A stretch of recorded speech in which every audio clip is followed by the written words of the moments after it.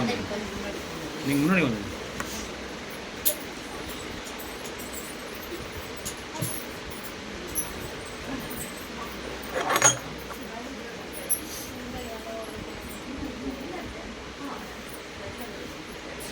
மேலே இன்னொருத்தர் உக்காரலாம் కొంచెం అడ్జస్ట్ பண்ணிட்டு இன்னொருத்தர் ఉక్కర్లాం అదే మీద కాకపోతే మీరు పైన కూర్చోండి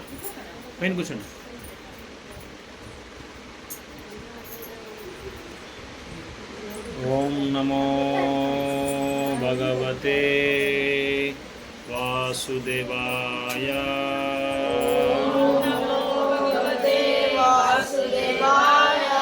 ఓం నమో భగవతే వాసుదేవాయ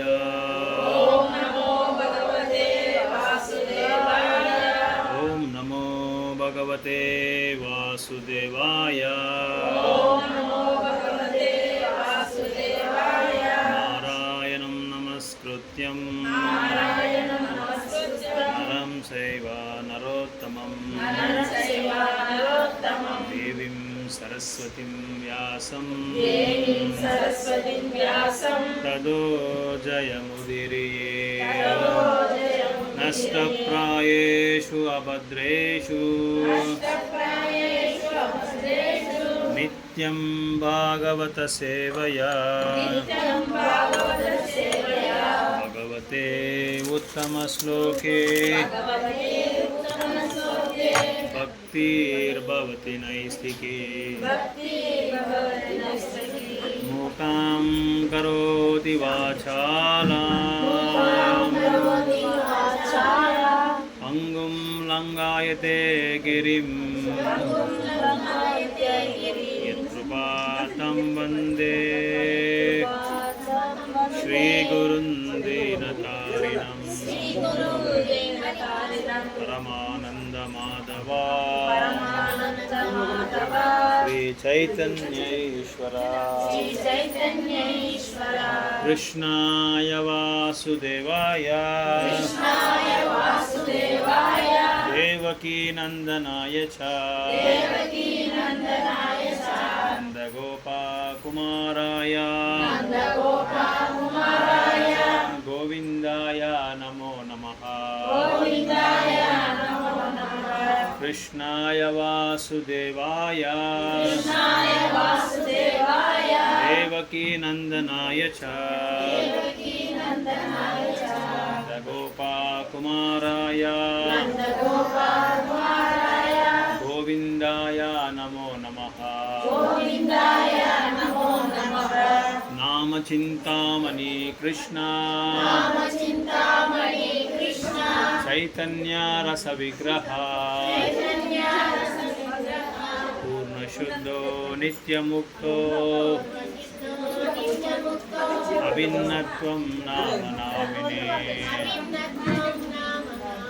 అభిన్నత్వం నామ నామినే కృతయే ధ్యాయతో విష్ణుం త్రేతాయాం యజతో మకై ద్వాపరే పరిచర్యాయాం కలితద్ సంకీర్తన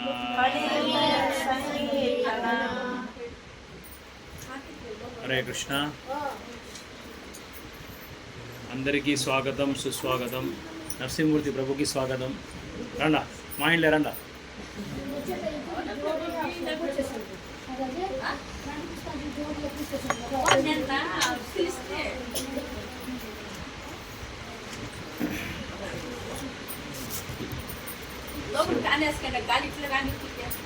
భక్తాదులందరికీ నా హృదయపూర్వకమైన నమస్కారాలు. మీరందరూ ఈరోజు మీ యొక్క ఇంట్లో ఎన్నో పనులు ఉంటుంది, వంట చేసే పనులు. வேண்டான்றாங்க. கேட்ட விஷ்ணுவை கேட்டேன், வேண்டான்றாங்க.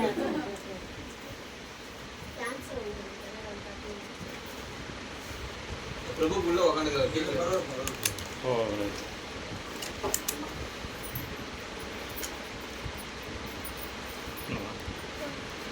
அது சொன்னதான்.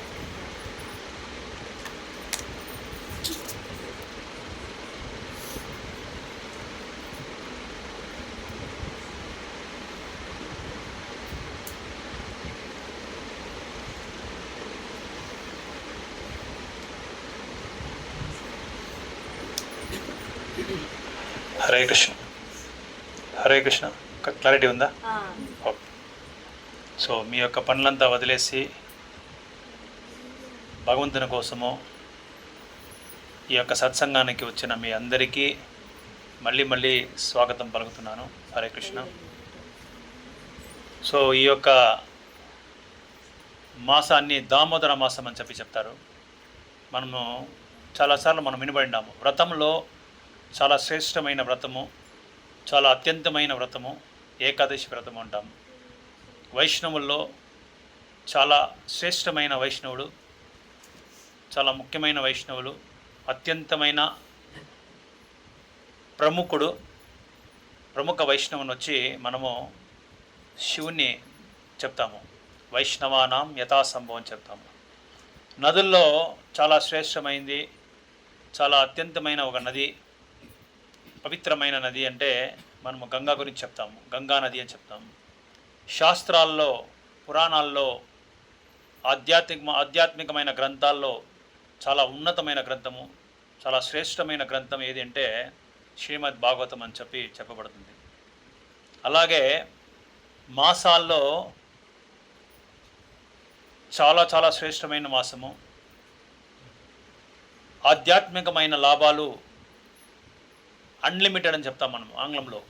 అంటే తెలుగులో అమితమైనది అని చెప్పబడుతుంది. అంటే దానికి ఒక ఎల్ల లేదు దానికి. అన్లిమిటెడ్, అమితమైన కరుణ, అమితమైన శుద్ధ భక్తి, అమితమైన పవిత్రత, తర్వాత అమితమైన అనుగ్రహము, భగవంతుని యొక్క అనుగ్రహము. ఇదన్నీ పొందాలంటే మనము ఈ యొక్క దామోదర మాస యొక్క వ్రతాన్ని మనము ఆచరించాలని చెప్పబడుతుంది.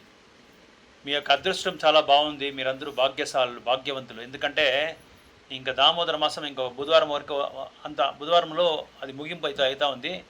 అందులోపల నళినా మాతాజీ వచ్చి ఎట్లన్నా మా ఇంట్లో క్లాస్ చేయాలా ప్రభు, మా ఇంటి పక్కల ఉండే వాళ్ళకి, మా స్నేహితులకి, మా బంధువులకి అందరికీ ఈ భాగ్యం లేకుండా పోయిస్తుంది. ఎన్నో సంవత్సరాలు అయిపోయింది దామోదర మాసం చేసి మా ఇంట్లో, మీరు ఎట్లయినా రావాలా ప్రభు అని చెప్పి నళినా మాతాజీ చాలా రోజులు ఇంకా వెయిట్ చేస్తూ ఉన్నారు. అయితే మా భక్త సంఘం అందరూ 30 రోజులు ఫుల్ బుక్ అయిపోయిందండి. అన్ని డేట్లు బుక్ అయిపోయింది. ఇంకా ఎన్నో ఉంది చేసేది. ఇంకా చాలా మేము చేయాలని చెప్పి అనుకున్నాము. కాకపోతే మధ్యలో గోవర్ధన పూజకి ఇక్కడ మీరు ఎవరైనా వచ్చిండ్రా? ఎవరు రాలేదు? వాళ్ళు వచ్చిండ్రా? సో ఇక్కడ శ్రీ వేణుగోపాల స్వామి దేవస్థానం మీకు అందరికీ తెలుసు కదా. ప్రతి శనివారం సాయంకాలము 6:30కి అక్కడ భజనలు, కీర్తన జరుగుతుంది.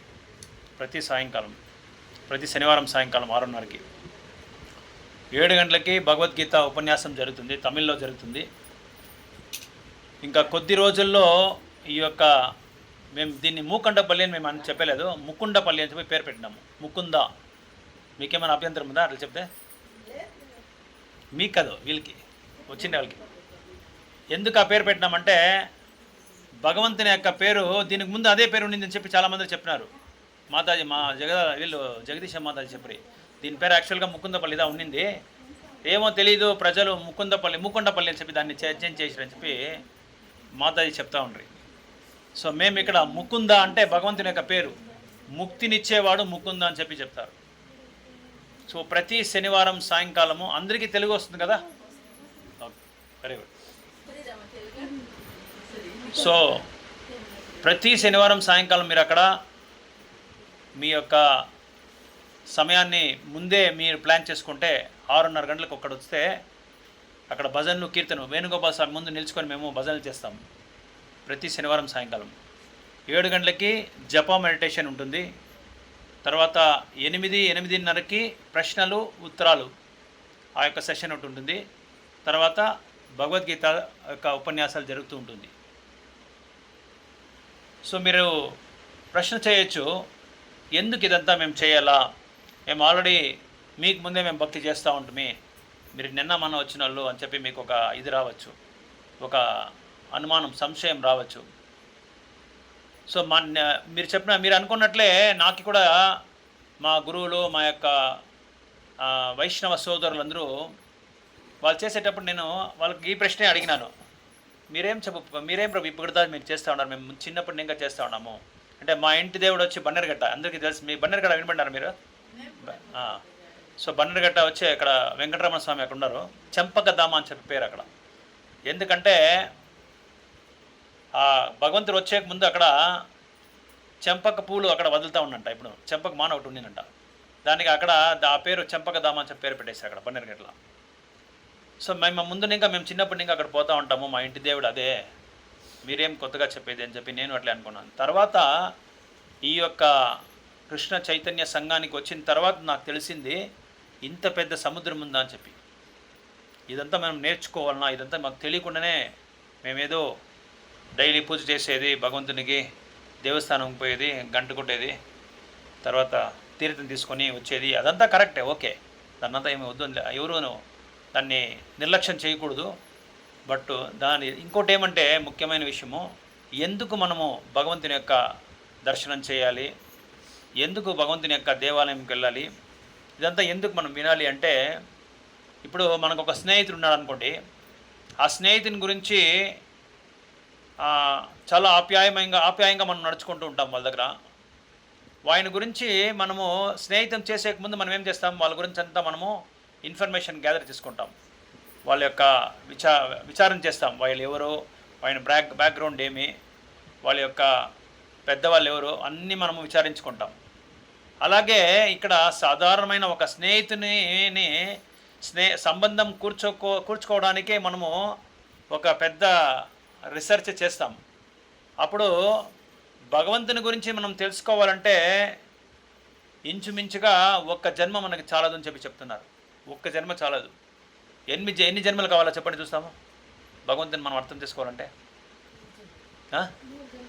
ఎన్ని జన్మలైతే కూడా భగవంతుని మనం అర్థం చేసుకోలేము.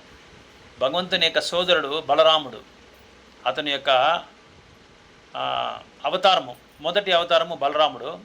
ఆ బలరాముడే చెప్తున్నాడు, నేను కృష్ణుని అర్థం చేసుకోవడం చాలా కష్టం అని చెప్పి ఎన్నో యుగాలని ఇంకా చెప్తున్నాడు. ఎన్నో యుగాలని ఇంకా, ఒక యుగం కాదు, ఎన్నో యుగాలని ఇంకా. అంటే 4 యుగాలు ఉంది, సత్య, త్రేత, ద్వాపర, కలియుగ.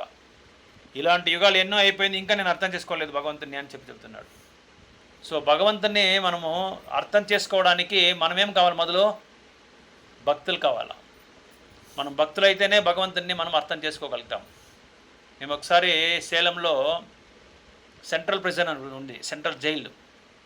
ఆ సెంట్రల్ జైలుకి ఒకసారి మా యొక్క సంఘంలో ఒకరు డాక్టర్గా ఉన్నారు జైల్లోనే, చెన్నైలో. అప్పుడు చెన్నైలో డాక్టర్గా ఉండేటప్పుడు మాకందరికీ ఒక అవకాశం ఇచ్చింది. ప్రభు நீங்கள் போய் இங்கே சென்ட்ரல் ஜெயிலில் நான் வந்து பர்మిషన్ வாங்கி கொடுக்குறேன் అంటే జైల్లో ఎవరు అంత ఈజీగా పర్మిషన్ ఇవ్వరు.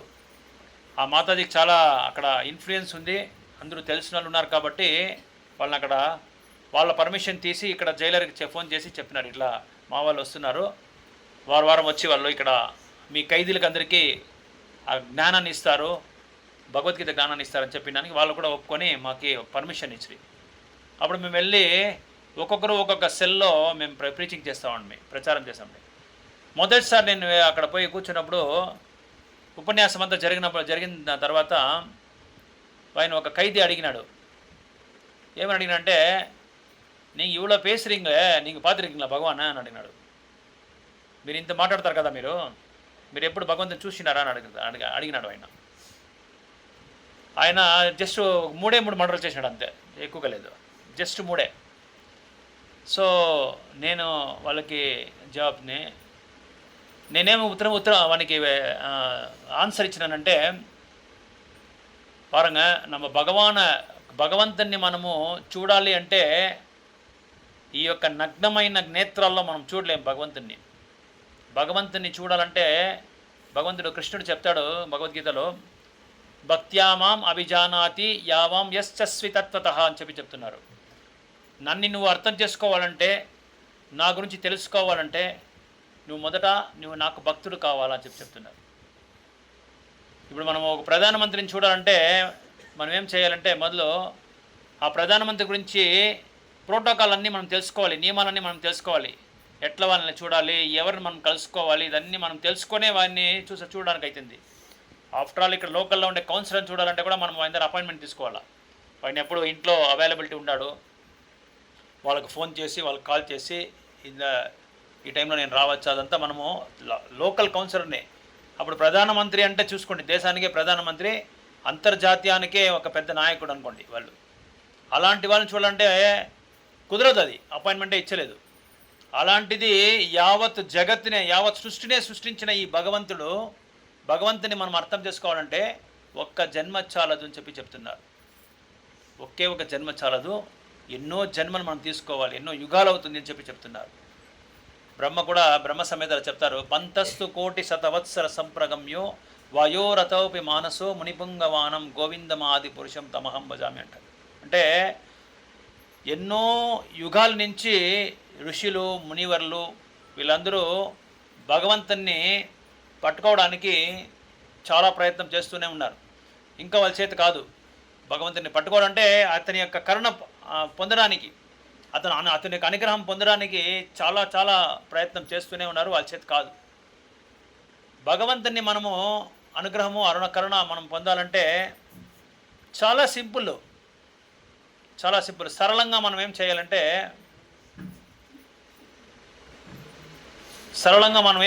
భగవంతుని హరే కృష్ణ భగవంతుని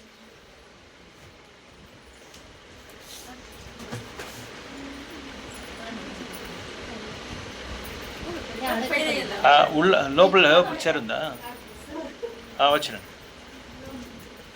இது பிரபு இது எடுத்து அப்படி மேலே மாட்ட முடியுமா பாருங்க, முடியல அது పర్వాలేదు కూర్చోండి, ఏం పర్వాలేదు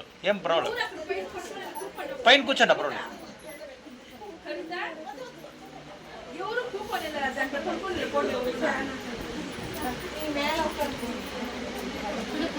బెడ్ పైన కూర్చోండి పర్వాలేదు, ఏం తొందరలేదు. ఓకే హరే కృష్ణ. సరే,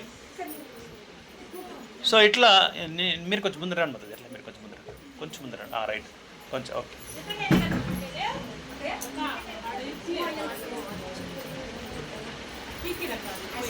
అవుతుంది అదే, వద్దు వదిలేసాడు.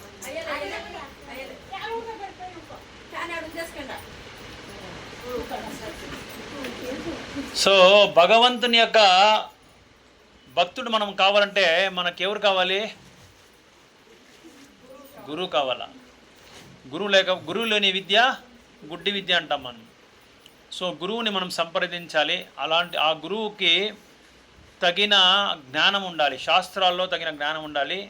తన యొక్క శిష్యుల్ని భగవంతుని యొక్క భక్తి నేర్పించడానికి అతనికి అన్ని శాస్త్రాల్లో నిపుణుడుగా ఉండాలి. అలా నిపుణుడుగా ఉంటేనే అతడు భగవంతుని దగ్గర అతడు పిలుచుకోగలుగుతాడు. లేకపోతే వానికి అంత క్వాలిఫికేషన్ ఉండదు. అది దానికే గురువు అనేవాడు ఏం చేయాలంటే అన్ని శాస్త్రాలు చదవాలి, చదివిన తర్వాత అర్థం చేసుకోవాలి, అర్థం చేసుకున్న తర్వాత దాన్ని ఆచరణ కూడా చేయాలి. ఆచరణ చేయకపోతే మనం ప్రచారం చేయలేము. సో మనము వేరే ఇతరులకు మనం చెప్పే ముందు మనం దాన్ని ఆచరణ చేసి తర్వాత మనం చెప్పగలుగుతాం. లేకపోతే దాంట్లో శక్తి ఉండదు. ప్యూరిటీ ఇస్ ద ఫోర్స్ అని చెప్తారు శ్రీల ప్రభుపాదులు. సో అలాగా ఇక్కడ మనము ఈ యొక్క మానవ జీవితము చాలా అరుదు, మనకు దొరకదు. చాలా మనమేమో సాధారణంగా మనము జీవిస్తున్నాము, చాలా చాలా అరుదు ఇది. బహునాం జన్మనామంతే జ్ఞానవాన్ మా ప్రపద్యంతే వాసుదేవ సర్వమితిం సమహాత్మ సుదుర్లభ అని చెప్తున్నారు కృష్ణుడు. అంటే ఎన్నో జన్మల తర్వాత, ఎన్నో జన్మలైన తర్వాత, ఎన్నో మృత్యువైన తర్వాత బహునాం జన్మనామంతే జ్ఞానవాన్ మాం ప్రపద్యంతే. జ్ఞానం వచ్చింది, మనకేమని జ్ఞానం వచ్చింది? భగవంతునికి శరణాగతి కావాలి. ఎందుకంటే వాసుదేవుడే సర్వానికి కారణం అని చెప్పి మనము తెలుసుకోగలుగుతాము. అలాంటి ఒక ఆత్మ వచ్చి చాలా చాలా అరుదు, చాలా అరుదు, చాలా అరుదు. అంటే చాలా రేరు, దొరకడు అట్లాంటి వాడు. మీరందరూ ఈరోజు ఇక్కడ కూర్చున్నారంటే ఏదో ఒక సేవ మీరు చేస్తున్నారు ముందు జన్మలో. ఆ సేవ చేసినారు కాబట్టి మీకు ఆ సుకృతి నుంచే మీరు ఇక్కడ వచ్చి కూర్చోన్నారు, లేకపోతే కూర్చొనే కయ్యలేదు. చూడండి ఇప్పుడు ఎందరు ఉన్నారు మూకండపల్లిలో, ఎంతమంది ఉన్నారు. అంతమందికి ఈ యొక్క అరుదైన ఒక సౌకర్యము, అరుదైన ఆధ్యాత్మికమైన చింతన, ఆధ్యాత్మికమైన అదృష్టం కలగాలంటే వాళ్ళు కలగలేదు. ఎందుకంటే వాళ్ళు ఏదో సేవ చేయలేదు, ఏ సేవ చేయలేదు. వాళ్ళు ఇంద్రియ భోగం చేసుకునే వాళ్ళు ఉండిపోయేది, దానికే వాళ్ళకి ఆ భాగ్యం దొరకలేదు. కాబట్టి ఇక్కడ మనం ఇక్కడ ఏం చెప్పేదానికి నేను ప్రయత్నం చేస్తున్నానంటే మానవ జన్మ చాలా కష్టము దొరికేది. 84 లక్షల జీవరాశులు అయిన తర్వాత మనకి మానవ జన్మ దొరుకుతుంది. చాలా చాలా మనము అదృష్టవంతులు, చాలా భాగ్యవంతులు కూడా. ఏదో మన యొక్క పెద్దల యొక్క వాళ్ళు చేసిండే ఆ భక్తి సేవ, వాళ్ళు చేసిండే ఒక పుణ్యకార్యాలకి, భక్తి సేవలకి మనకి దొరికింది. అందుకే తల్లిదండ్రులు ఇంట్లో చాలా భక్తి పరవశంగా ఉండాలి. అంటే అన్నీ వదులుకోవాలనే అవసరం ఏం లేదు. భక్తి చేయాలంటే మనం ఇదన్నా వదులుకోవాలి, అది వదులుకోవాలి, అదంతా ఏమీ లేదు. అంతా ఉత్తి మాట, అది ఉత్తి కథ, కట్టుకథలు. అదంతా మనం ఏం చేస్తామో అదంతా చేసుకొని రోజుకు ఒక 2 గంటల సేపు లేదా అర్ధగంట సేపు మీరు దీనికోసం మనము సమయము కేటాయిస్తే అన్నీ కరెక్ట్గా వచ్చేస్తుంది. అప్పుడు ఏమైందంటే అర్ధగంట సేపు, గంట సేపు మనం భగవంతుని గురించి ఆయన చింతనలో ఉంటే భగవంతుడు మనకు ఆ జ్ఞానం ఇచ్చేస్తాడు. 10వ అధ్యాయంలో 10వ శ్లోకంలో చెప్తాడు భగవంతుడు, తస్మాత్ అదే దదామి బుద్ధి యోగంతం ఏనమాం ఉపయంతి అని చెప్తున్నాడు. ఎల్లప్పుడూ నువ్వు నా చింతలో నీవు ఉంటే నీకు నన్ను అర్థం చేసుకోవడనే బుద్ధి, జ్ఞానం నేను ఇచ్చేస్తానని చెప్పి భగవంతుడు చెప్తున్నాడు. సో అలాగ మనం 24 గంటల సేపు మనం ఇదే చేసుకోవాలనే అవసరం లేదు, చేయలేం కూడా. ఎందుకంటే మనం ఉండే ఇప్పుడు ఈ కలియుగంలో ఉండే బిజీలా ఇదంతా మనం చేయలేం. మనకి ఎన్నో పనులు ఉంటుంది, ఎన్నో కమిట్మెంట్స్. భర్తను చూడాలి, బిడ్డలను చూడాలి, తల్లిదండ్రులను చూడాలి, వీళ్ళందరినీ మనం చూడాలి. వాళ్ళన్నీ మనం వదులుకోలేము. ఎందుకంటే వాళ్ళకి రుణపడినాం మనం. మన తల్లిదండ్రులంతా వాళ్ళకి రుణపడినాం, ఎందుకంటే మనకు జన్మనిచ్చినారు వాళ్ళు. సో అందుకోసం వాళ్ళని మనం చూసుకోవాలి, వాళ్లకు ఈ భక్తి ఇవ్వడానికి మనం ప్రయత్నించాలి. మనము ఆచరణ చేయాలి. మనం ఆచరణ చేస్తే వాళ్ళు కూడా ఆ యొక్క కరుణ పొందుతారు, వాళ్ళ యొక్క అనుగ్రహం పొందుతారు. ప్రహ్లాద్ మహారాజు 7వ స్కందంలో భాగవతంలో నరసింహస్వామిని ప్రార్థన చేస్తాడు. నరసింహస్వామి అడుగుతారు అతన్ని, నీకేం కావాలనో కోరుకో అని అంటారు. తొడపైన కూర్చోబెట్టుకుంటాడు నరసింహస్వామి ప్రహ్లాద్ మహారాజ్ చెప్తారు, ఈరోజు నేను ఇక్కడ కూర్చోనానంటే దానికి కారణం ఎవరంటే మా గురువులు శ్రీ నారద మహామునిలు. అందుకే నేను ఇక్కడ కూర్చోన్నాను, వాళ్ళను సేవించి తర్వాత మీ దగ్గర వస్తానని చెప్పి వెళ్ళిపోతాడు. అప్పుడు నరసింహస్వామి చెప్తారు, ఎంత గురుభక్తి నీకు, గురు పైన ఎంత ప్రేమ ఉంది నీకు. ఇలాంటి ప్రేమ లేకపోతే నువ్వు ఈ యొక్క స్టేజ్కి నువ్వు రాలేవు భక్తిలో అని చెప్పి నరసింహస్వామి అతన్ని ఆశీర్వాదం ఇస్తారు. ఏమని ఆశీర్వాదం ఇస్తారంటే, మీ యొక్క వంశంలో నువ్వు ఒక్కడు భక్తులైనావు, అందుకోసము 21 తలాంతరాలు అందరూ భక్తులు అవుతారు, వాళ్ళకి అందరికీ మోక్షం దొరికేస్తుంది. అది వాళ్ళది ఏం వంశము? ప్రహ్లాద్ మహారాజ్ వాళ్ళది రాక్షస వంశం, అసుర వంశము. వాళ్ళు కూడా భగవంతుడు ఏం చేశాడు? మోక్షం ఇచ్చేశాడు అందరికీ. అందుకే చూడండి, బలిచక్రవర్తి కూడా మోక్షం దొరికింది. బలిచక్రవర్తి ఎవరు? ప్రహ్లాద్ మహారాజు యొక్క మనముడు. అతను కూడా మోక్షం దొరికేసింది. ఎవరి నుంచి? ప్రహ్లాద్ మహారాజు శుద్ధ భక్తి చేసిన దానికోసం అతనికి ఆ యొక్క ఆధ్యాత్మిక లాభం దొరికింది. సో అందుకే ఈ 4 యుగాల్లో, సత్యయుగ, త్రేతాయుగ, ద్వాపరయుగ, కలియుగంలో ఈ 3 యుగాలు చాలా కష్టము. సత్యయుగంలో చాలా సరళమైన ఒక ఏమని సత్వగుణం ఉండింది. అయితే ఒక జీవితంలో మనిషికి 1,00,000 సంవత్సరాలు ఆయుష్. వాళ్ళకి ఎన్ని సంవత్సరాలు? 1,00,000 సంవత్సరాలు. 60,000 సంవత్సరాలు వాళ్ళు గృహస్థులుగా ఉండి 40,000 సంవత్సరాలేమో వాళ్ళు ధ్యానం చేస్తుండంట భగవంతుని పైన, భగవంతుని దగ్గర వెళ్ళడానికి. త్రేతాయుగంలో అది అట్లే తగ్గిపోయింది. 1,00,000 నుండి ఏమైంది? 10,000 సంవత్సరాలు అయిపోయింది. త్రేతాయుగంలో భగవంతునికి యజ్ఞయాగాదులు చేసి భగవంతుని దగ్గర వెళ్ళేవాళ్ళంట. ద్వాపర యుగంలో అది ఇంకా అట్లే తగ్గింది. 1,000 సంవత్సరాలకి తగ్గిపోయింది. అట్లే ఆయుష్ తగ్గుతూనే ఉంది. యుగానికి ఆయుష్ తగ్గుతూనే ఉంది. విగ్రహారాధన చేసి ద్వాపరయుగంలో భగవంతుని దగ్గర వెళ్తూ ఉంటంట. కలియుగంలో ధ్యానం చేసే అవసరం లేదు, యజ్ఞయాగాదులు చేసే అవసరం లేదు, విగ్రహారాధన చేసే కూడా అవసరం లేదు. జస్ట్ భగవంతుడు చెప్తాడు భాగవతంలో, వ్యాస మహర్షి చెప్తారు.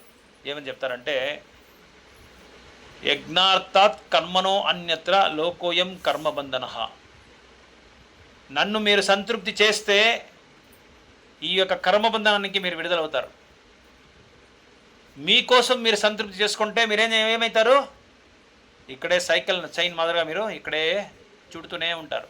అంటే ఏమర్థమో, పైలోకం నుంచి కింద లోకము, కింద లోకం నుంచి పైలోకము, కింద లోకం నుంచి పైలోకం, పైలోకం నుంచి కింద లోకం, ఇక్కడ తిరుక్కొనే ఉంటారు మీరు. సో నా దగ్గర మీరు రాలేరు. అందుకే చెప్తున్నాడు భగవంతుడు, కృష్ణవర్ణం తుషాకృష్ణం సాంగో అపాంగస్య పార్షదం యజ్ఞయ సంకీర్తన ప్రాయర్ యజంతి సుమేధసహ అంటున్నారు. నేను అదే ఆల్రెడీ మీకు చెప్పినాను.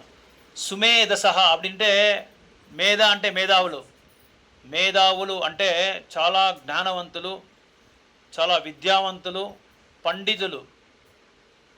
సుమేధసహ అంటే సూపర్ పండితులు అని అర్థము. పెద్ద వేదిక్ స్కాలర్స్, చాలా గొప్పవాళ్ళు, మేధావులకైనా గొప్పవాళ్ళు. అలాంటి వాళ్ళు మాత్రమే ఈ యొక్క సత్సంగానికి వస్తారు, ఇలాంటి సత్సంగాలకి వస్తున్నారు. అలాంటి వాళ్ళు మాత్రమే భగవంతునికి నామాన్ని జపం చేస్తారు. మేము ఒకసారి ఇప్పుడు మొన్న లాస్ట్ మా టీం అందరూ ఒక ఇంటికి వెళ్ళినాం. ముక్కండ వల్ల మేము ఇంటింటికి పోతున్నాం దామోదర చేసేదానికి. అంటే అన్ని ఏరియాలని మేము మన చేతిలో కవర్ చేసే కాలేదు, ఎందుకంటే స్ట్రెంత్ తక్కువగా ఉన్నారు. వాళ్ళ ఇంటిది సౌకర్యాలు సదుపాయాలన్నీ ఉండింది. దానికోసం ఆ కారణంకో మనము అన్నీ కవర్ చేసే కాలేదు. నెక్స్ట్ ఇయర్లో మేము ఒక్కొక్క ఇంటికి వస్తాం. ఈ సంవత్సరం స్టార్ట్ అయిపోయింది. నెక్స్ట్ దామోదర ఆరతికి వచ్చి మేము టార్గెట్ చేసుకొని అన్ని ఇండ్లు కవర్ చేయాలని చెప్పి మేము చూస్తున్నాము. అప్పుడు మేము ఒక ఇంటికి వెళ్ళినాము. ఆ ఇంట్లో తల్లి తండ్రి బిడ్డలు అందరూ చేస్తున్నారు. పెద్ద కొడుకు ఏం చేస్తున్నారంటే వంటింట్లో అక్కడ నిల్చుకునేసాడు. సార్ వాంగ సార్ కొంచెం ఒన్నిల భగవాన్కి ఆరతి సేయింగ్ సార్ అన్న పంటదు. ఎందుకంటే అదృష్టం లేదు, భగవంతునికి సేవ చేయడానికి అతనికి అదృష్టం లేదు, ఏ సేవ లేదు, చేయలేదు. తర్వాత అపరాధం చేసినాడు, నాలుగుతో అపరాధం చేసినాడు, భగవంతుని నామాపరాధం చేసినాడు. అందుకే భగవంతుడు ఆ యొక్క అవకాశం అతనికి ఇవ్వలేదు. అందుకే అవకాశం వచ్చినప్పుడు మనం ఏం చేయాలి, దాన్ని వినియోగం చేసుకోవాలి, సద్వినియోగం చేసుకోవాలి, దుర్వినియోగం చేసుకోకూడదు. అందుకే నామం చాలా శ్రేష్టమైనది, చాలా అమూల్యమైనది, చాలా పవిత్రమైనది కూడా, చాలా శక్తివంతమైనది మా నామం. సో ఈ యొక్క దామోదర మాసం చాలా చాలా విశేషమైన ఒక మాసము. భగవంతుడు లీల చేసిండే ఒక మాసం ఇది. ఈ యొక్క దామోదర మాసంలో భగవంతుడు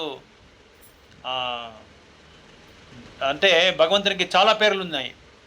అనంత కోటి నామాలు ఉంది భగవంతునికి. తర్వాత భగవంతుడు అనంత కోటి లీలలు కూడా చేస్తారు. సో అతనికి లీల 1, 2 కాదు, అదేలాగా అవతారం దశావతారం మాత్రం కాదు, అనంత కోటి అవతారాలు ఉంది. Unlimited incarnations, unlimited names, unlimited potencies, unlimited avatars. భగవంతునికి ఏది ఒక లైన్ డ్రా చేయలేము ఇంతే అని చెప్పి. తర్వాత భగవంతుని ఎవరు ప్రశ్నించి కూడా లేము, ఎందుకు ఇలా చేస్తామని ప్రశ్నించలేము మనం. చాలామంది చెప్తారు కృష్ణుడు మోసగాడు, కురుక్షేత్రంలో మోసం చేసే అని చెప్తారు. అదంతా ఎందుకంటే ప్రాపర్ ఇన్ఫర్మేషన్ లేదు వాళ్ళకి. మహాభారతము తర్వాత భగవద్గీత చదివితేనే మనకు తెలుస్తుంది ఎందుకు అలా చేస్తున్నాడు భగవంతుడు అని చెప్పేసి. ఎందుకంటే భగవంతుడు సుఖినో భవంతు, సర్వే జన సుఖినో భవంతు, అందరినీ భగవంతుడు సమానంగా చూస్తాడు. అయితే ఇలాంటి సత్సంగం వచ్చే భక్తుల్ని వాళ్ళకేం చేస్తాడు, స్పెషల్ మెర్సీ, విశేషమైన కరుణ వాళ్ళకి పైన చూపిస్తాడు, చాలా విశేషమైన కరుణ చూపిస్తాడు. సో ఈ యొక్క దామోదర మాసంలో ఇది దీపావళి రోజు జరిగిండేది, ఈ లీల దీపావళి రోజు జరిగిండేది. ఈ యొక్క నెలలో చాలా లీలలు చేసినాడు భగవంతుడు. దీపావళి, గోవర్ధనగిరి, తర్వాత దామోదర మాస, బహుళాష్టమి, ఇలాంటి చాలా లీలలు చేసినాడు. దాంట్లో ఈ యొక్క దామోదర లీల 30 రోజులు భగవంతుడు మన కోసం డిస్కౌంట్ ఇస్తున్నాడు. దీపావళిలో మనము ఇస్తారు కదా bonus, discount, 60% discount, 1+1 free, making charges free, GRT చూసినాం కదా మనం, విన్నాం కదా. తర్వాత Akshaya Tritiya, no making charges, no wastage, ఇలాంటి ఫ్రీ అంతా ఇస్తూ ఉంటాడు. అలాగే భగవంతుడు కూడా ఎందుకోసం ఇస్తున్నాడంటే ఈ డిస్కౌంట్, ఇన్ని కోట్ల మందులు ఉన్నారు మనం ప్రపంచంలో, వాళ్ళందరూ భక్తికి రాలేదని చెప్పేసి తాను దాని గురించి చింతపడి భక్తుల కోసం ఈ డిస్కౌంట్ ఇస్తున్నాడు. మీరు రండి, మీరు భక్తికి రండి, నా దగ్గర రండి అని చెప్పి తన హస్తాలను ఇట్లా చాపుతా ఉన్నాడు, రండి రండి అని చెప్పి. అతను హస్తాలు చాపితే మనం ఏం చేస్తున్నామా, మనం దూరం వెళ్తూ ఉన్నాం, వెనకాల వెళ్తూ ఉన్నాం. దానికే భగవంతుడు ఈ నెలలో ఒక్కసారి నాకు దీపాన్ని మీరు చూపిస్తే 1000 సార్లు చూపించేంత సమానం అని చెప్తున్నారు. 1000 సార్లు మీరు ఆర్తి చేసేంత సమానం. ఒక్కసారి హరే కృష్ణ, హరే కృష్ణ, కృష్ణ కృష్ణ, హరే హరే, హరే రామ, హరే రామ, రామ రామ, హరే హరే. 1000 సార్లు అయిపోయింది. జస్ట్ ఒకేసారి మీరు చెప్పింది 1000 సార్లు అయిపోయింది. అంత ఆధ్యాత్మికమైన లాభాలు ఉంది ఈ నెలలో. అట్లని ఈ నెల మాత్రం చెప్తే చాలా ప్రభు అంటే, ఈ నెల మాత్రం తింటే చాలు, వచ్చే నెల తినే అవసరం లేదు అని చెప్పి మనం చెప్పాల్సి పడుతుంది. మనకి ఎట్లా కడుపుకి ఆకలి, ఈ దేహానికి శక్తి రావాలా, దాన్ని సంతృప్తి చేయాలంటే మనం ఏం చేయాలా? భోజనం చేయాలా, ఆహారం కావాలా మనకి. అదేలాగా ఆత్మకు కూడా ఒక భోజనం ఉంది. ఆత్మను సంతృప్తి చేయాలంటే, ఆత్మను సంతోషం చేయాలంటే మనం ఏం చేయాలంటే భగవత్ చింతన, భగవంతుని నామం, భగవంతుని యొక్క కృష్ణ కథ, శ్రవణం, కీర్తనం, ఇది చేస్తేనే ఆత్మకు సంతృప్తి అవుతుంది. మీరు చూడండి, కావంటే ప్రతిరోజు పరిశీలించేసి చూడండి. మీరు పడుకునేటప్పుడు ఈ రోజంతా నాకు చాలా సంతోషంగా ఉన్నిందా, తృప్తిగా ఉన్నిందా అని చెప్పి మీరు ఆలోచన చేస్తే అన్నీ సరిపోయింది, అయితే ఏదో కొంచెం నాకు కించిత్తు దుఃఖంగా ఉన్నింది అని చెప్పి మీకు అనిపిస్తుంది. ఎందుకంటే ఆత్మ సంతృప్తి కాలేదు కాబట్టి. ఇప్పుడు ఒక చేప ఉంది, చేపను మనం సముద్రం నుంచి తీసుకొచ్చి ఈ ఫ్యాన్ కింద పెట్టి నువ్వు నీకు గాలి బాగుండి ఇక్కడే ఉండపా నువ్వు అంటే చేప ఉంటుందా? ఉండదు. ఎలా? చేపకి ఏం కావాలి? ఎప్పుడు నీళ్ళలోనే ఉండాల. అదేలాగా ఆత్మకి ఏం కావాలంటే ఎప్పుడు ఆ యొక్క భగవంతుని సేవ చేస్తూనే ఉండాలి. ఆ సేవ చేస్తూ ఉంటే మన ఆత్మకు సంతృప్తి కలుగుతుంది. అప్పుడే మనకు ఏ ఒక కించిత్ దుఃఖం కూడా మనకు ఉండదు. అందుకే ప్రతి ఒక్కరికి ఏదో ఒక ఇది ఉంటుంది, ఏదో ఒక షార్టేజ్, ఒక కొరత ఉంటుంది. ఆ కొరత ఏమంటే మన ఆత్మ సంతృప్తి కాలేదు దానికి. సో భగవంతుడు ఏం చేశాడంటే, యశోదమయ్య వచ్చి వంటింట్లో పొయ్యి పైన పాలు పెట్టింది. భగవంతుని యొక్క ఆలయం ఇంటిలో 9 లక్షల ఆవులు ఉంది. ఎన్ని లక్షల ఆవులు? 9 లక్షల ఆవులు. మనం ఒక్క ఆవుని కూడా మన చేతిలో సేవ చేసే కయ్యలే, గోసేవ చేసే కయ్యలే మన చేతిలో. అట్లాంటిది 9 లక్షల ఆవుల్లో 8 ఆవులు చాలా ముఖ్యమైన ఆవులు భగవంతునికి, యశోద మాతాజీకి. ఈ 9 లక్షల ఆవుల్ని అందరినీ ఏం చేస్తూ ఉంటారంటే వాళ్ళ యొక్క నౌకర్లు అంతా చూసుకుంటూ ఉంటారు. అయితే 8 ఆవులు మాత్రము యశోద మాతాజీ వాళ్ళ యొక్క ఇంట్లోనే దగ్గరనే పెట్టుకొని వాళ్ళే సేవ్ చేస్తూ ఉంటారు. వాళ్ళే దానికి అన్ని సర్వీసు చేస్తూ ఉంటారు. దాంట్లో 2 ఆవులు మాత్రం ఎన్నుకొని ఆ 2 ఆవుల్లో వచ్చే పాలని భగవంతునికి ఇస్తూ ఉంటారు. వేరే వాళ్ళు నౌకరి వాళ్ళకి ఇచ్చేస్తే వాళ్ళు ఏదైనా కేర్లెస్గా చూసేస్తారు ఆవుల్ని. అప్పుడు కృష్ణుడు తాగే పాలలో ఏదైనా కల్మషం అయిపోతుంది అని చెప్పేసి ఈ 2 ఆవుల్ని, పద్మగంధ అని చెప్పి దాని పేరు, ఆ 2 ఆవుల్ని ఆ పాలు తీసుకొచ్చి కృష్ణుడికి తానే స్వయంగా, ఇప్పుడు మనం ఇంట్లో నేత పెట్టి ఉంటే మనం ఏం చేస్తాము? చాలా కేర్ తీసుకుంటాం. వాళ్ళకి నీళ్ళు ఆర్ఓ వాటర్ పెట్టేదేమి, తర్వాత వాటర్ స్టెరిలైజ్ చేసేది, హీట్ చేసుకొని మన చేతులతో అని చెప్పి ఇది వాషింగ్ పౌడర్, సోప్ వేసుకొని మనం అంతా కడిగేది, చాలా శుభ్రంగా ఉంటాం మనం. ఎందుకంటే ఏమైనా తాకితే కల్మష ఇది ఇన్ఫెక్షన్ అయిపోతుంది బిడ్డకి. అలాగా యశోద మాతాజీ కృష్ణునికి సేవ చేసేటప్పుడు వాత్సల్య భావం, ఆ వాత్సల్య భావంతో సేవ చేసేది. ఆ వాత్సల్య భావానికి ఎన్నో 33 కోట్ల దేవతలు యశోద మాతాజీని అడిగినారంట, అమ్మా నువ్వు ఏ సేవ చేసినా మనం నీ భక్తి ఎలాంటిది? సాక్షాత్తు బ్రహ్మ కూడా పాదాలు కడిగినాడు, ఆయనకు కూడా దొరికిండే ఒక అదృష్టము, భాగ్యము నీకు దొరుకుతూ ఉంది కదా. వసుదేవుడు యశోద దేవకి వాళ్ళు జన్మనిచ్చారు కృష్ణుడికి, వాళ్ళకు కూడా ఈ దొరకలేదు ఈ లభ్యము, ఈ ఆధ్యాత్మికమైన లభ్యము. నువ్వు ఏమ్మా చేసినావు, ఇలాంటి భక్తి చేసినావా అని చెప్పి 33 కోట్ల దేవులు అడిగేవాళ్ళంట యశోద మాతాజీ. సో యశోద మాతాజీ అట్లా ఆ 2 ఆవుల దగ్గర వచ్చే పాలని ఇచ్చి తన తల్లి పాలు కూడా ఇస్తూ ఉంటే ఆ యొక్క పొయ్యిలో ఉండే పాలు పొంగిపోతుందేమో అని చెప్పి ఆ పాలు భగవంతునికే ఇచ్చేది, అయితే ఇది నువ్వు భగవంతునికే ఇస్తూ ఉన్నారు, అది పొంగిపోతుందేమని చెప్పి కృష్ణుని ఏం చెప్పారు, కింద వదిలేసి అక్కడ పొయ్యి ఆఫ్ చేస్తామని చెప్పి ఇక్కడ లోపల పోయినారు. అప్పుడు కృష్ణుడి కోపం వచ్చేసింది, నాకైనా ఆ పొయ్యి పైన ఉండే పాలే నీకు చాలా ఇదైపోయిందా, నీకు అది చాలా గొప్పదైపోయిందా నీకు అని చెప్పేసి కృష్ణుని కోపం వచ్చి ఏం చేస్తాడు, ఒక కర్ర తీసుకొని ఆ ఉండే మడకే ఏం వెళ్తారు తెలుగు కడవ అన్ని కడవల్ని కొట్టేస్తాడు. కడువలో ఉండే పాలు, పెరుగు, నెయ్యి, వెన్న మ్యాక్సిమం వెన్న ఉండింది అన్నీ కొట్టి కింద చెల్లాచెరం చేసేసాడు ఇల్లంతా. చేసేసి లోపల పోయి కోతులు అక్కడుంటే ఆ కోతులకి పంచిస్తున్నాడు. రా రా రా అని చెప్పి కోతులకి పంచిస్తున్నాడు. యశోదామాతాజీ వచ్చింది, చాలా కోపం వచ్చేసింది యశోదామాతాజీకి. ఇదంతా వీడే చేసిన పని అని చెప్పి, కన్నా, వారిని అక్కడ వ్రజభాషలో కన్నయ్య అంటారు. ఏమంటారు? కన్నయ్య. మనం కూడా తమిళ్లో కన్నా కన్నా కన్నా అంటాం మనము, పేరు తెలియకపోతే. మనము తెలుగులో బాబు అంటాము, వాళ్ళు తమిళ్లో కన్నా కన్నా అంటారు. ఆ కన్నా ఎక్కడొచ్చిందంటే ఇక్కడ ఇంకా వచ్చింది, యశోదామాతాజీ ఇంకా వచ్చినది. యశోదామాతాజీ కన్నయ్య అంటే కృష్ణ ఏమనేవాడంటే మయ్య, తల్లికి మయ్య అనేవాళ్ళు, వ్రజభాషలో మయ్య అనేది. సో ఇలా చూసి అడిగినాడు, యశోద అడిగింది, ఏం పా నువ్వు కన్నయ్య, నువ్వేనా ఇదంతా చేసింది అంటే, అమ్మ నేనేం చేయలేదమ్మా. మళ్ళీ ఎవరు చేశారంటే, నువ్వు పరిగెత్తినావు కదా, అప్పుడు నీ గజ్జలు దానికి తాకి అంతా పగిలిపోయింది అని చెప్పి అబద్ధం చెప్తున్నాడు. నా దగ్గరే నువ్వు అబద్ధం చెప్తావా అని చెప్పి యశోదమాత చాలా కోపం వచ్చేసి, ఇది చాలా పెద్ద కథ, మీకు చాలా సింపుల్గా చెప్తున్నాను. సో యశోదమ్మ ఏం చేసింది, నీకు ఇట్లంతా నువ్వు చాలా ఈ సమీపంలో నువ్వు చాలా చాలా తీటలు చేస్తున్నావు, చాలా చాలా నాటి అయిపోయినావు నువ్వు, నీ యొక్క చిల్లరతనాన్నంతా నీకు నేర్పిస్తాను చూడి అని చెప్పేసి ఒక వరలు అని తేలుతారు కన్నడలో, తెలుగులో ఏమంటారు, రోలు, ఆ రోలుకి కృష్ణుని కట్టేస్తారు. కట్టేసి ఈమె వెళ్ళిపోతుంది, లోపల వెళ్ళిపోతుంది, వంటింటికి వెళ్ళిపోయి తన సేవలు చేసుకుంటూ ఉంటుంది. అప్పుడు కృష్ణుడు ఏం చేస్తాడు, దాన్ని ఈడ్చుకొని వచ్చి ఒక పెద్ద 2 చెట్లు ఉంటుంది, 2 మాన్లు ఉంటుంది, ఆ 2 మాన్లకి ఢీ కొట్టేస్తే అది 2 మాన్లు పడిపోతుంది. పడిపోతేనే ఒక పెద్ద శబ్దం వచ్చేస్తుంది. ఆ శబ్దం వస్తేనే యశోదమ్మ పారు వస్తుంది, ఏమైంది. ఆ 2 మాన్లు ఎవరు అంటే కుబేరుని యొక్క కొడుకులు, నలకువేర మణిగ్రీవ అని చెప్పి ఇద్దరు వాళ్ళ యొక్క కొడుకులు. వీళ్ళకి ఎందుకు ఈ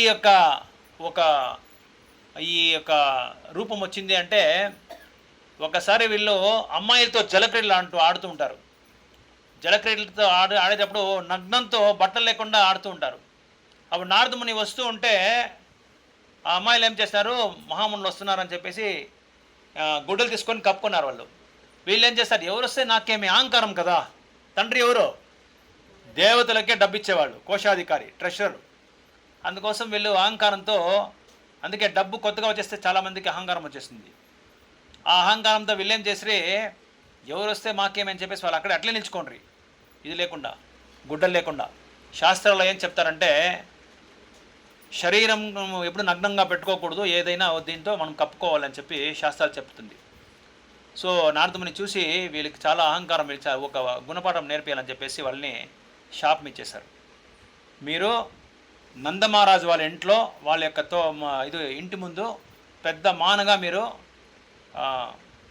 జన్మ తీసుకుంటారు, అప్పుడు కృష్ణుడే వచ్చి మీకు మోక్షం ఇస్తాడని చెప్పేసి శాపం ఇచ్చేసి, శాపానికి పరిహారం ఇచ్చేసి, మహామునులంతా శాపం ఇస్తే దానికి పరిహారం ఇచ్చేస్తారు. అలాగా వాళ్ళకి కృష్ణుడు ఏం చేస్తాడో ఆ యొక్క రోల్ తీసుకొచ్చి దాన్ని ఢీ కొట్టి దాన్ని ఇచ్చేసేస్తారు. ఇప్పుడు ఈ యొక్క యశోదమాతాజీ కృష్ణుని కట్టేటప్పుడు ఏమైందంటే, ఏ పగ్గం తీసుకుంటే కూడా 2 అంగనాలు తక్కువ వస్తూ ఉంది. ఎంత పెద్ద తాడు తీసుకొస్తే కూడా, దాము అంటే తాడు, ఉదరము అంటే కడుపు. ఆ ఉదరాన్ని కట్టి ఎప్పుడు వీళ్ళు యశోదమాత కడతారో దాన్ని అప్పటి నుంచి భగవంతునికి దామోదర అని చెప్పి పేరు వచ్చింది. అంటే దామో అంటే తాడు, ఉదరం అంటే కడుపు. సో దాన్ని కట్టేశారు. దాంట్లో కడితేనే 2 అంగనాలు షార్టేజ్ వస్తూ ఉంది, కట్టెక్కలేదు. పెద్ద తాడు తీసుకొస్తారు, అప్పుడు కట్టెక్కలేదు. ఎందుకు, ఏం కారణం ఎవరైనా చెప్తారా? 2 అంగనాలు తక్కువైతా ఉంది, ఎంత పెద్ద తాడు తీసుకొస్తేనూ సరే. కృష్ణుడు ఏం చేస్తాడో, తన యొక్క ఉదరాన్ని పెంచుకుంటూనే ఉంటాడు. వాళ్ళు తాడుతో కడతా ఉదరాన్ని పెంచుకుంటూ ఉన్నాడు. ఈ బలూన్ ఊస్తే మనం ఎట్లా పెద్దదవుతుందో అలాగా కడుపు ఉదరం పెద్దదైతేనే ఉంది.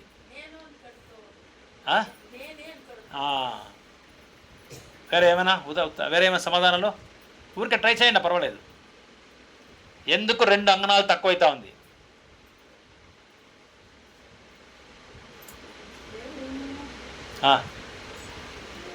తమిళ, తెలుగు తెలుమా? చెప్పండి చెప్పండి చెప్పండి చెప్పండి చెప్పండి. Good, very good. సో ఇక్కడ ఇంకోటి మీరు మాతాజీ చెప్పినట్ల యశోద మాతాజీకి భగవంతుడు దైవతమ పరమ పురుషుని తెలియదు. తెలిస్తే యశోద మాతకి చాలా ఆశలు ఉండింది.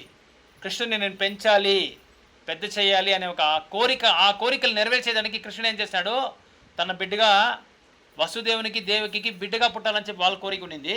ఇక్కడ యశోదమ్మయ్యకి నందబాబాకి కృష్ణుని పెంచాలని చెప్పి కోరిక ఉండింది. ఇదన్నీ వీళ్ళ యొక్క కోరికలన్నీ నెరవేర్చడానికి కృష్ణుడు ఏం చేస్తాడు, అక్కడ యశోదమాయని యోగమాయతో కప్పేశాడు. తాను దైవోత్తమ పరమ పురుషుడు అంటే యశోదమాయ యొక్క కోరికలు మనం నెరవేర్చలేరు కృష్ణుడు. అందుకే ఏం చేస్తాడు, తను భగవంతుడు కాదు అని చెప్పి నిరూపించాడు అక్కడ. అప్పుడేమయ్యా ఎందుకు ఈ 2 అంగనాలు తక్కువ ఉంది అంటే, ఒకటి భగవంతుని యొక్క కరుణ లేకుండా మనం ఏమి చేయలేము. భగవంతుని యొక్క కరుణ అనుగ్రహం లేకపోతే మనం ఏమి చేయలేము. మనం అనుకుంటాము భగవంతుడు లేకపోతే ఏమైనా చేసుకోవచ్చు, నేను కష్టపడుతున్నాను, నా జ్ఞానము, నా శక్తి, నా నిపుణత్వము, నా తెలివి, అందుకే నేను ఇంత పెద్ద ఇల్లు కట్టినాను, అంత పెద్ద బంగ్లా కట్టినాను, ఇంత డబ్బులు సంపాదించాను, నేను అప్పుడప్పుడు ఫారిన్ కంట్రీకి పోతాను ఫ్లైట్లో, ఇదంతా నా యొక్క బుద్ధి, నా తెలివి అని చెప్పి, నా సామర్థ్యం అని చెప్పి మనం అనుకుంటాం. అయితే ఆ జ్ఞానాన్ని, ఆ శక్తిని, దాన్ని భరించుకోవాల్సిన ఆ యొక్క దీన్నంతా భగవంతుడే మనకి ఇచ్చేది. ఆయన లేకుండా మనం ఏం చేసేకి అయ్యలేదు. సో భగవంతునికి కరుణ లేకపోతే మనం ఏం చేసేకి అయ్యలేదు. అది కాకుండా ఇంకోటి, భక్తిలో ఏం కావాలా, ఇప్పుడు మీరు అందరూ ఎందుకు వచ్చినారు ఇక్కడ, శ్రద్ధతో వచ్చినారు భగవంతుని గురించి వినాలని చెప్పేసి. ఆ శ్రద్ధ కావాలి, ఆ శ్రద్ధ కావాలి. సో శ్రద్ధ ఒకటి. రెండవది వచ్చి భగవంతుని యొక్క అనుగ్రహము, కరుణ. నీకు మేల మాతాది అక్కడ కూర్చోనండి, మీరు అక్కడ లేదు, మీరు అక్కడ కూర్చోనండి, అది బ్లడ్ క్లాట్ అయిపోతుంది. పైన కూర్చోండి, మీరు పైన కూర్చోండి, పర్వాలేదండి. సో మీకు అందరు మేము క్షమించాలి, మిమ్మల్ని కింద కూర్చోబెట్టి చేసేస్తాం. చాలా నాకే బాధగా ఉంది. లేదు పర్వాలేదు, కూర్చోండి. లేదు నిల్చుకోండి. వాళ్ళు కొంచెం బ్లడ్ సర్క్యులేషన్ కావాలా, కొంచెం సర్క్యులేషన్ కావాలా. అట్లా ఈ 2 అంగనాలు ఏది అంటే, భగవంతుని యొక్క భక్తి శ్రద్ధ కావాలి మనకి, ఇంకోటి కరుణ కావాలి. ఇది రెండు ఎవరి దగ్గర ఉండింది, యశోదామాత దగ్గర ఉండింది. అందుకే కృష్ణుడు ఏం చేశాడు, తన ఉదరాన్ని చాలా తేలిగ్గా అట్లా లోపల పుష్ చేసేసి, అప్పుడు యశోదామాత ఏం చేశాడు, కట్టేశారు, తాడును కట్టేశారు. సో దీంట్లో మనం నేర్చుకోవాల్సిన గుణపాఠం ఏమంటే, ఈ దామోదర లీలల్లో భగవంతునికి భక్తి చేయాలంటే మనం శ్రద్ధతో చేయాలా, తర్వాత నమ్మకంతో చేయాలా. ఏమో వీళ్ళంతా చెప్తారు, మనం చేయొచ్చా, మనం చేస్తే మనకేం లాభం ఉంది. ఎప్పుడు మనం భక్తి చేసేటప్పుడు వ్యాపారం చేయకూడదు భగవంతుని దగ్గర. వ్యాపారం చేస్తే ఏమైందంటే, ఆయన పెద్ద వ్యాపారస్తుడు. ఈ యొక్క సృష్టిలో యావత్ జగత్తులో ఆయన మాదిరిగా పెద్ద వ్యాపారస్తుడు ఎవరూ లేదు. చాలా గొప్ప వ్యాపారస్తుడు. మోసగాళ్ళకు మోసగాడు. ఫిలిం చూసినారా? మోసగాళ్ళకు మోసగాడు అతడు. మోసం చేస్తారు చూడండి, వాళ్ళకి మోసగాడు భగవంతుడు. వాడిని ఎవరు మనం మోసం చేయలేం. సో ఇక్కడ యశోదమాత దగ్గర అంత శ్రద్ధ భక్తి ఉన్నింది. తర్వాత భగవంతుని దగ్గర పొందే కరుణ ఆమె దగ్గర ఉన్నింది. అందుకే భగవంతుడు ప్రేమకి, యశోదమాత యొక్క ప్రేమకి అతడేమైనాడు, వశమైపోయినాడు. యశోదమాతాజీకి వశమైపోయినాడు. అదే దేవాది దేవతలంతా అడుగుతున్నారు, మేం చెప్తే కూడా భగవంతుడు వినేలేదు, మీ కర్ర తీసుకుంటే పారుతాడు భగవంతుడు. అదే ఈ దామోదర లీలలో ఆ యొక్క దామోదర అష్టకం అని వస్తుంది, 8 శ్లోకాలు వస్తుంది. దాంట్లో ఫస్ట్ శ్లోకాలు చెప్తాడు, యశోదామాతాజీ యొక్క కర్ర తీసుకొని వస్తే కృష్ణుడు పారుతున్నాడు. ఎవరు ఆయన కృష్ణుడు? అఖిలాండ కోటి బ్రహ్మాండ నాయకుడు అతడు. అఖిలాండ కోటి బ్రహ్మాండ నాయకుడు, యావత్ జగత్తుకే నాయకుడు. అలాంటి వాడు హిరణ్యకశిపుని ఎలా చంపినా అంటే, నలిపినట్టు నలిపేసినట్ట. నల్లి తెలుసా మీకే? దాన్ని నలిపినట్టు నలిపేసినట్ట. హిరణ్యకశిపు ఎంత పెద్ద రాక్షసుడు తెలుసు కదా. వాడు నడుస్తూ ఉంటే తన యొక్క కిరీటము ఆకాశానికి పోయి కూర్చి ఆ మేఘాలంతా పగిలిపోయేదంట. మేఘాలంతా 2గా వచ్చేసేది, కింద పుడి అయిపోయేదంట. అంత శక్తి అంత బలవంతం అంట హిరణ్యకశిపుకి. అలాంటి వాడిని జస్ట్ నలిపేసేవాడు. నలిపేసి ఏం చేస్తే తన ప్రేగులను తీసి మాలగా వేసుకొనేసాడు నరసింహుడు.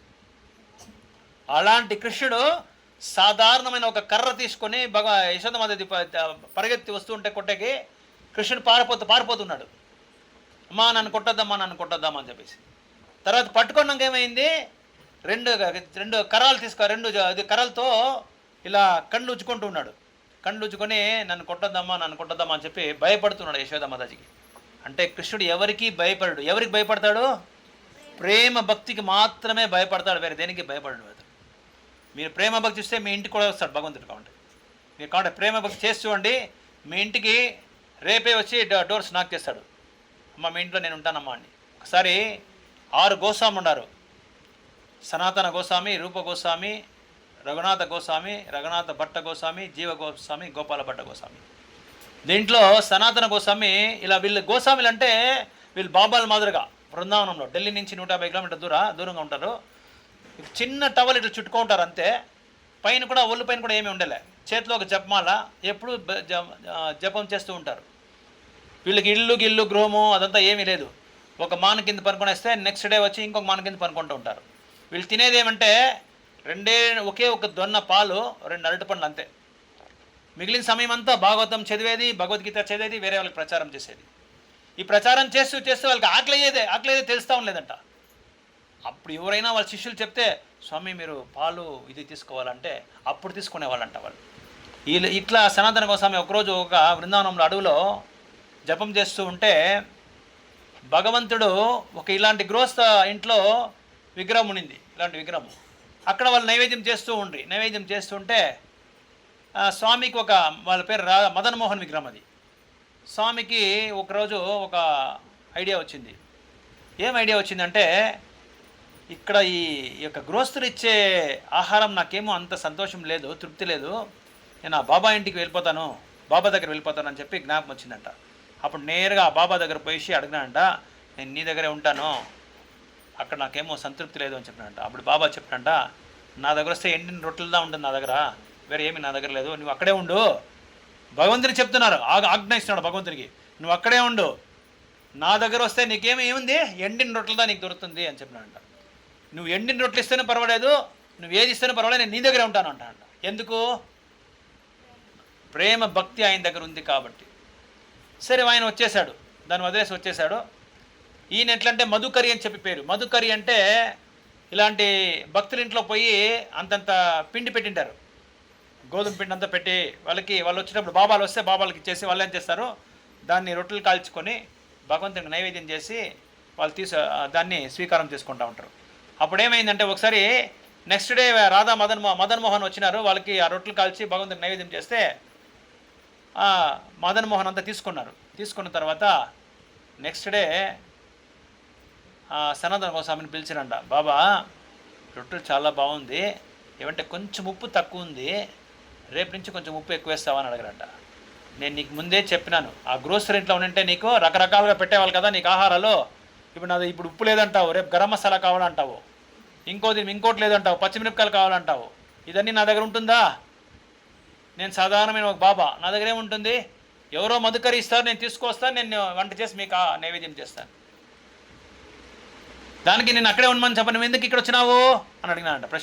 ప్రశ్న చేస్తున్నాడు భగవంతుణ్ణి. సాక్షాత్ ఏమి అఖిలాండ కోటి బ్రహ్మాండ నాయకుడు అతన్ని ప్రశ్నిస్తున్నారు. ఎవరు? సనాతన గోస్వామి ఒక బాబా. అక్కడ మనము స్వామీజీ అంటాం కదా, మా వాళ్ళని బాబాజీ అంటాం అక్కడ హిందీలో, బృందావనంలో. సరే అప్పుడు మదన్ మోహన్ చెప్పినంట, క్షమించు నన్ను, నువ్వు ఉప్పు లేకుండాను సరే నీళ్ళు ఇస్తే కూడా నేను తాగేస్తాను, నేను ఇక్కడే ఉండేస్తాను అని చెప్పినానంట. ఎందుకు ఇది చెప్తున్నానంటే ఎక్కడ మధురమైన భక్తి, మధురమైన ప్రేమ, అక్కడ భగవంతుడు నెలకొల్తూ ఉంటాడు, అక్కడే ఉంటాడు భగవంతుడు ఎప్పుడు.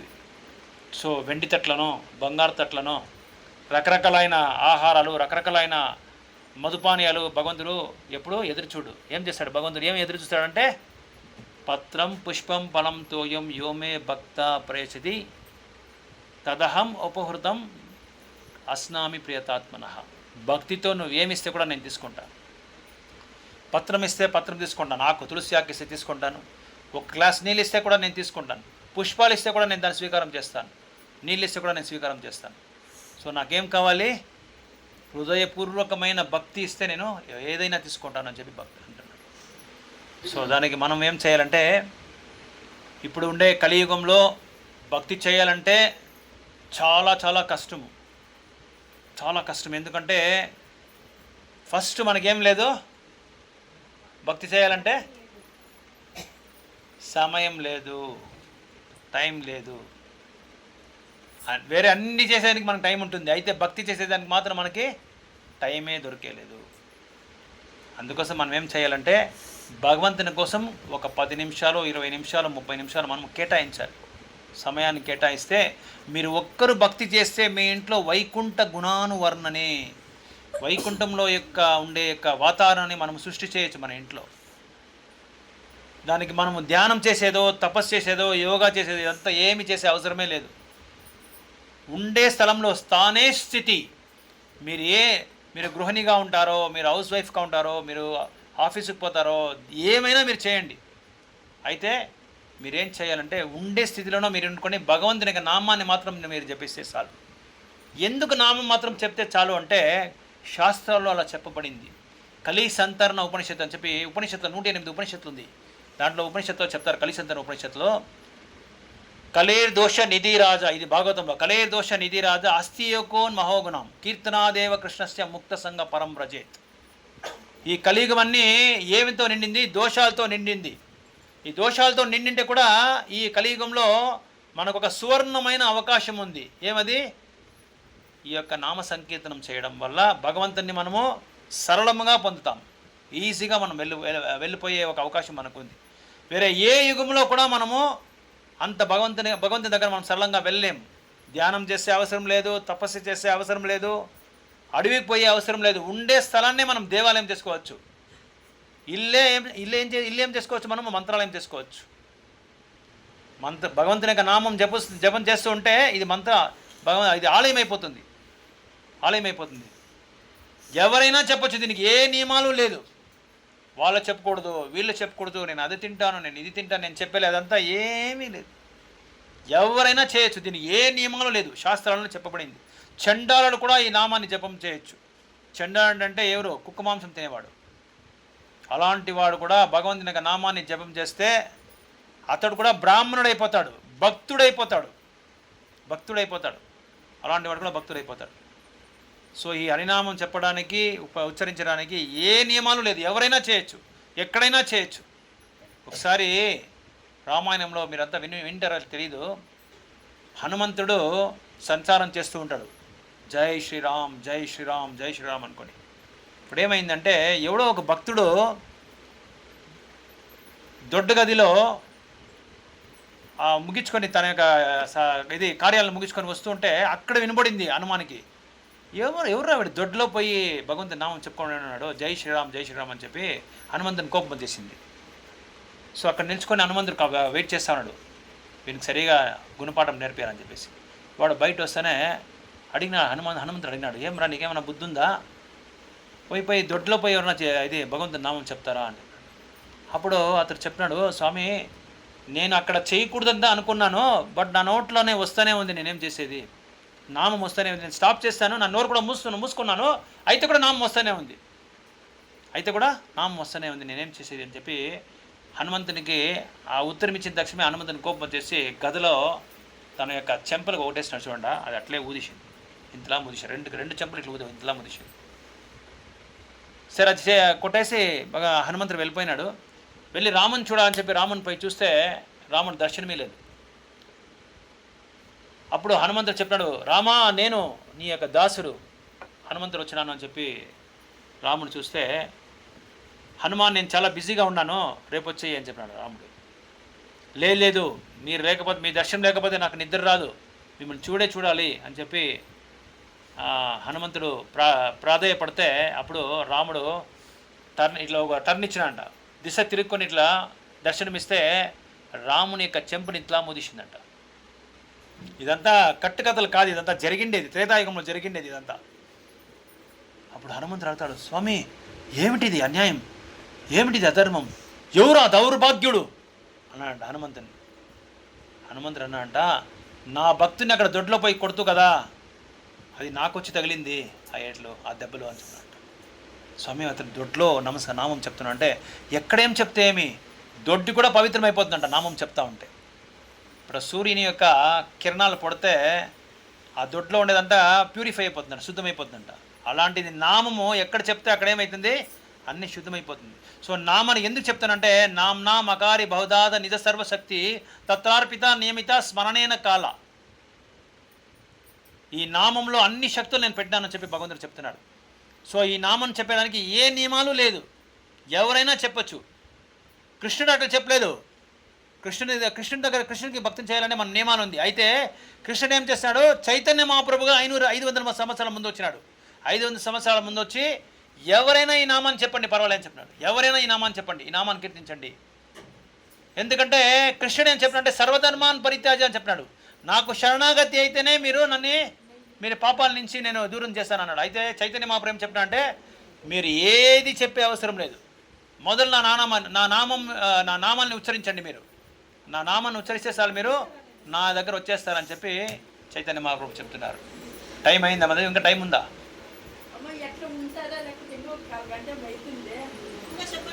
పర్వాలేదా?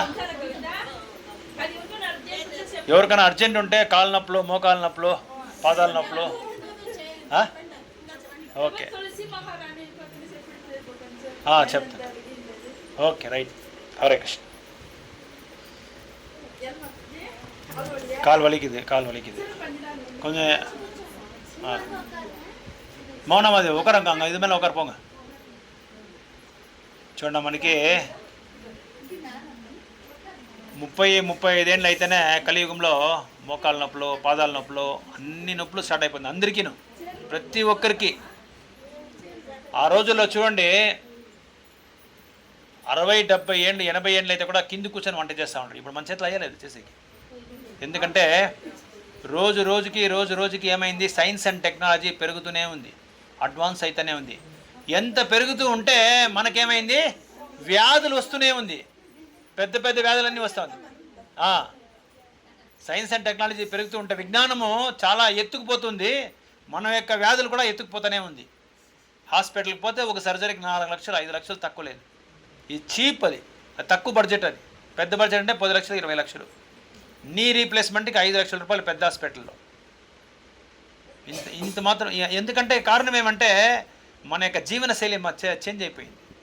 ముందు మనం ఉండే జీవనశైలి వేరే, ఇప్పుడున్న జీవనశైలి వేరే, టోటల్గా చేంజ్ అయిపోయింది. కింద కూర్చొని అప్పుడు చేస్తుంటే ఏ నొప్పులు లేదు. ఇప్పుడు నిల్చుకొని చేస్తామంటే కూడా పైన నొప్పులు వస్తూ ఉంది మనకి. ఆ రోజుల్లో గ్రైండర్ లేదు, మిక్సర్ లేదు, ఏది లేదు. కూర్చొని అట్లే రుబ్బేస్తూ ఉంటారు, అంతా కేజీల లెక్కలా రుబ్బేస్తూ ఉంటారు. ఇప్పుడు మిక్సీలో తింటే కూడా అంతే, గ్రైండర్లో తింటే కూడా అంతే. మన శక్తి అంతా పోయింది. ఇప్పుడు అంతా ఆరోగ్యమే లేదు. ఆరోగ్యం మహాభాగ్యం అంటారు, ఇప్పుడు ఆరోగ్యమే లేకుండా పోయింది. సో ఇది దామోదర లీల గురించి, మన యొక్క మానవ జీవితం గురించి, తర్వాత హరినామం గురించి. సో అది ఈ యొక్క హరినామంని ఎవరు జపం చేస్తారో వాళ్ళకి వాళ్ళ యొక్క వంశంలో 21 వంశాలు వాళ్ళకి మోక్షం దొరుకుతుంది. ఏ సమయంలో కూడా చేయొచ్చు హరినామం. ప్రభు పొద్దున్నే చేయాలన్నా, మధ్యాహ్నం చేయాలన్నా, మీకు ఎప్పుడు సమయం ఉంటే అప్పుడు చేయండి, పర్వాలేదు. ఒక 6 నెలలు రెగ్యులర్గా మీరు చేసి చూడండి, దాంట్లో వచ్చే మీరు పరిణామం మీరే చూస్తారు, ఎంత చేంజెస్ ఉంటుందని చెప్పేసి. ఎంత చేంజెస్ ఉంటుంది. అగ్గంటిపల్లిలో ఇట్లా సత్సంగంలో మేము ఒకసారి ఒక డయాబెటిక్ పేషెంట్ ఉంటారు, వాళ్ళు ఇప్పుడు లేదు అక్కడ. వాళ్ళకు రెగ్యులర్ క్రోనిక్ ఇది డిసీజు, ఎప్పుడు డయాబెటీస్ ఉండేది వాళ్ళకి. అన్ని హాస్పిటల్ చూసారు బెంగళూరులో. వాళ్ళు ఎన్నో ప్రయత్నాలు చేసిరి. సిఎంసి హాస్పిటల్, వేలూరుకి పోయి, బెంగళూరుకి పోయి, చెన్నైకి పోయి, ఎక్కడ పోతేనో కాలేదు వాళ్ళ చేతిలో. చివరికి ఏమైందంటే ఇలాంటి సత్సంగంలో ఇట్లా నలిన మధ్య మిమ్మల్ని అంతా పిలిచినట్లు వాళ్ళు పిలిచినారు, ఇంట్లో రాండి, ఊరికి మీరు కూర్చోండి, వచ్చి వినండి అని చెప్పేసి. ఆయన వచ్చి కూర్చోంది. ఆయనకి ఏమేమి తెలీదు, ఏమో వింటూనే ఉంది. వింటూ ఆయనకు ఒక ఆశ వచ్చింది, ఇంక మీరు రెగ్యులర్గా రావాలి నేను. అప్పుడు వారం చేస్తూ ఉంటాం మేము. సో వారం వచ్చి ఏం చేసి ఎవరో భక్తులు ఒక మాల ఇచ్చి, మీరు దీంట్లో జపం చేయమ్మా, ఇట్లా మీ యొక్క వ్యాధులంతా మీకు ఇదైపోతుంది, నివారణ అయిపోతుంది అని చెప్పి ఊరికే ఒక జస్ట్ మనము చెప్తాం కదా, మీరేం ఇది కష్టపడదంట, మీరేమి చింతపడదంట, భగవంతుడు ఉన్నాడని మనం చెప్తాం కదా, అట్లా ఏమో చెప్పినారు అంతే. ఆయన దాన్ని సీరియస్గా తీసుకునేసారు, చాలా తీవ్రంగా తీసుకొని రోజుకు 4 గంటలకు ఉదయం లేస్తే 9 గంటల వరకు జపం చేస్తూనే ఉంది.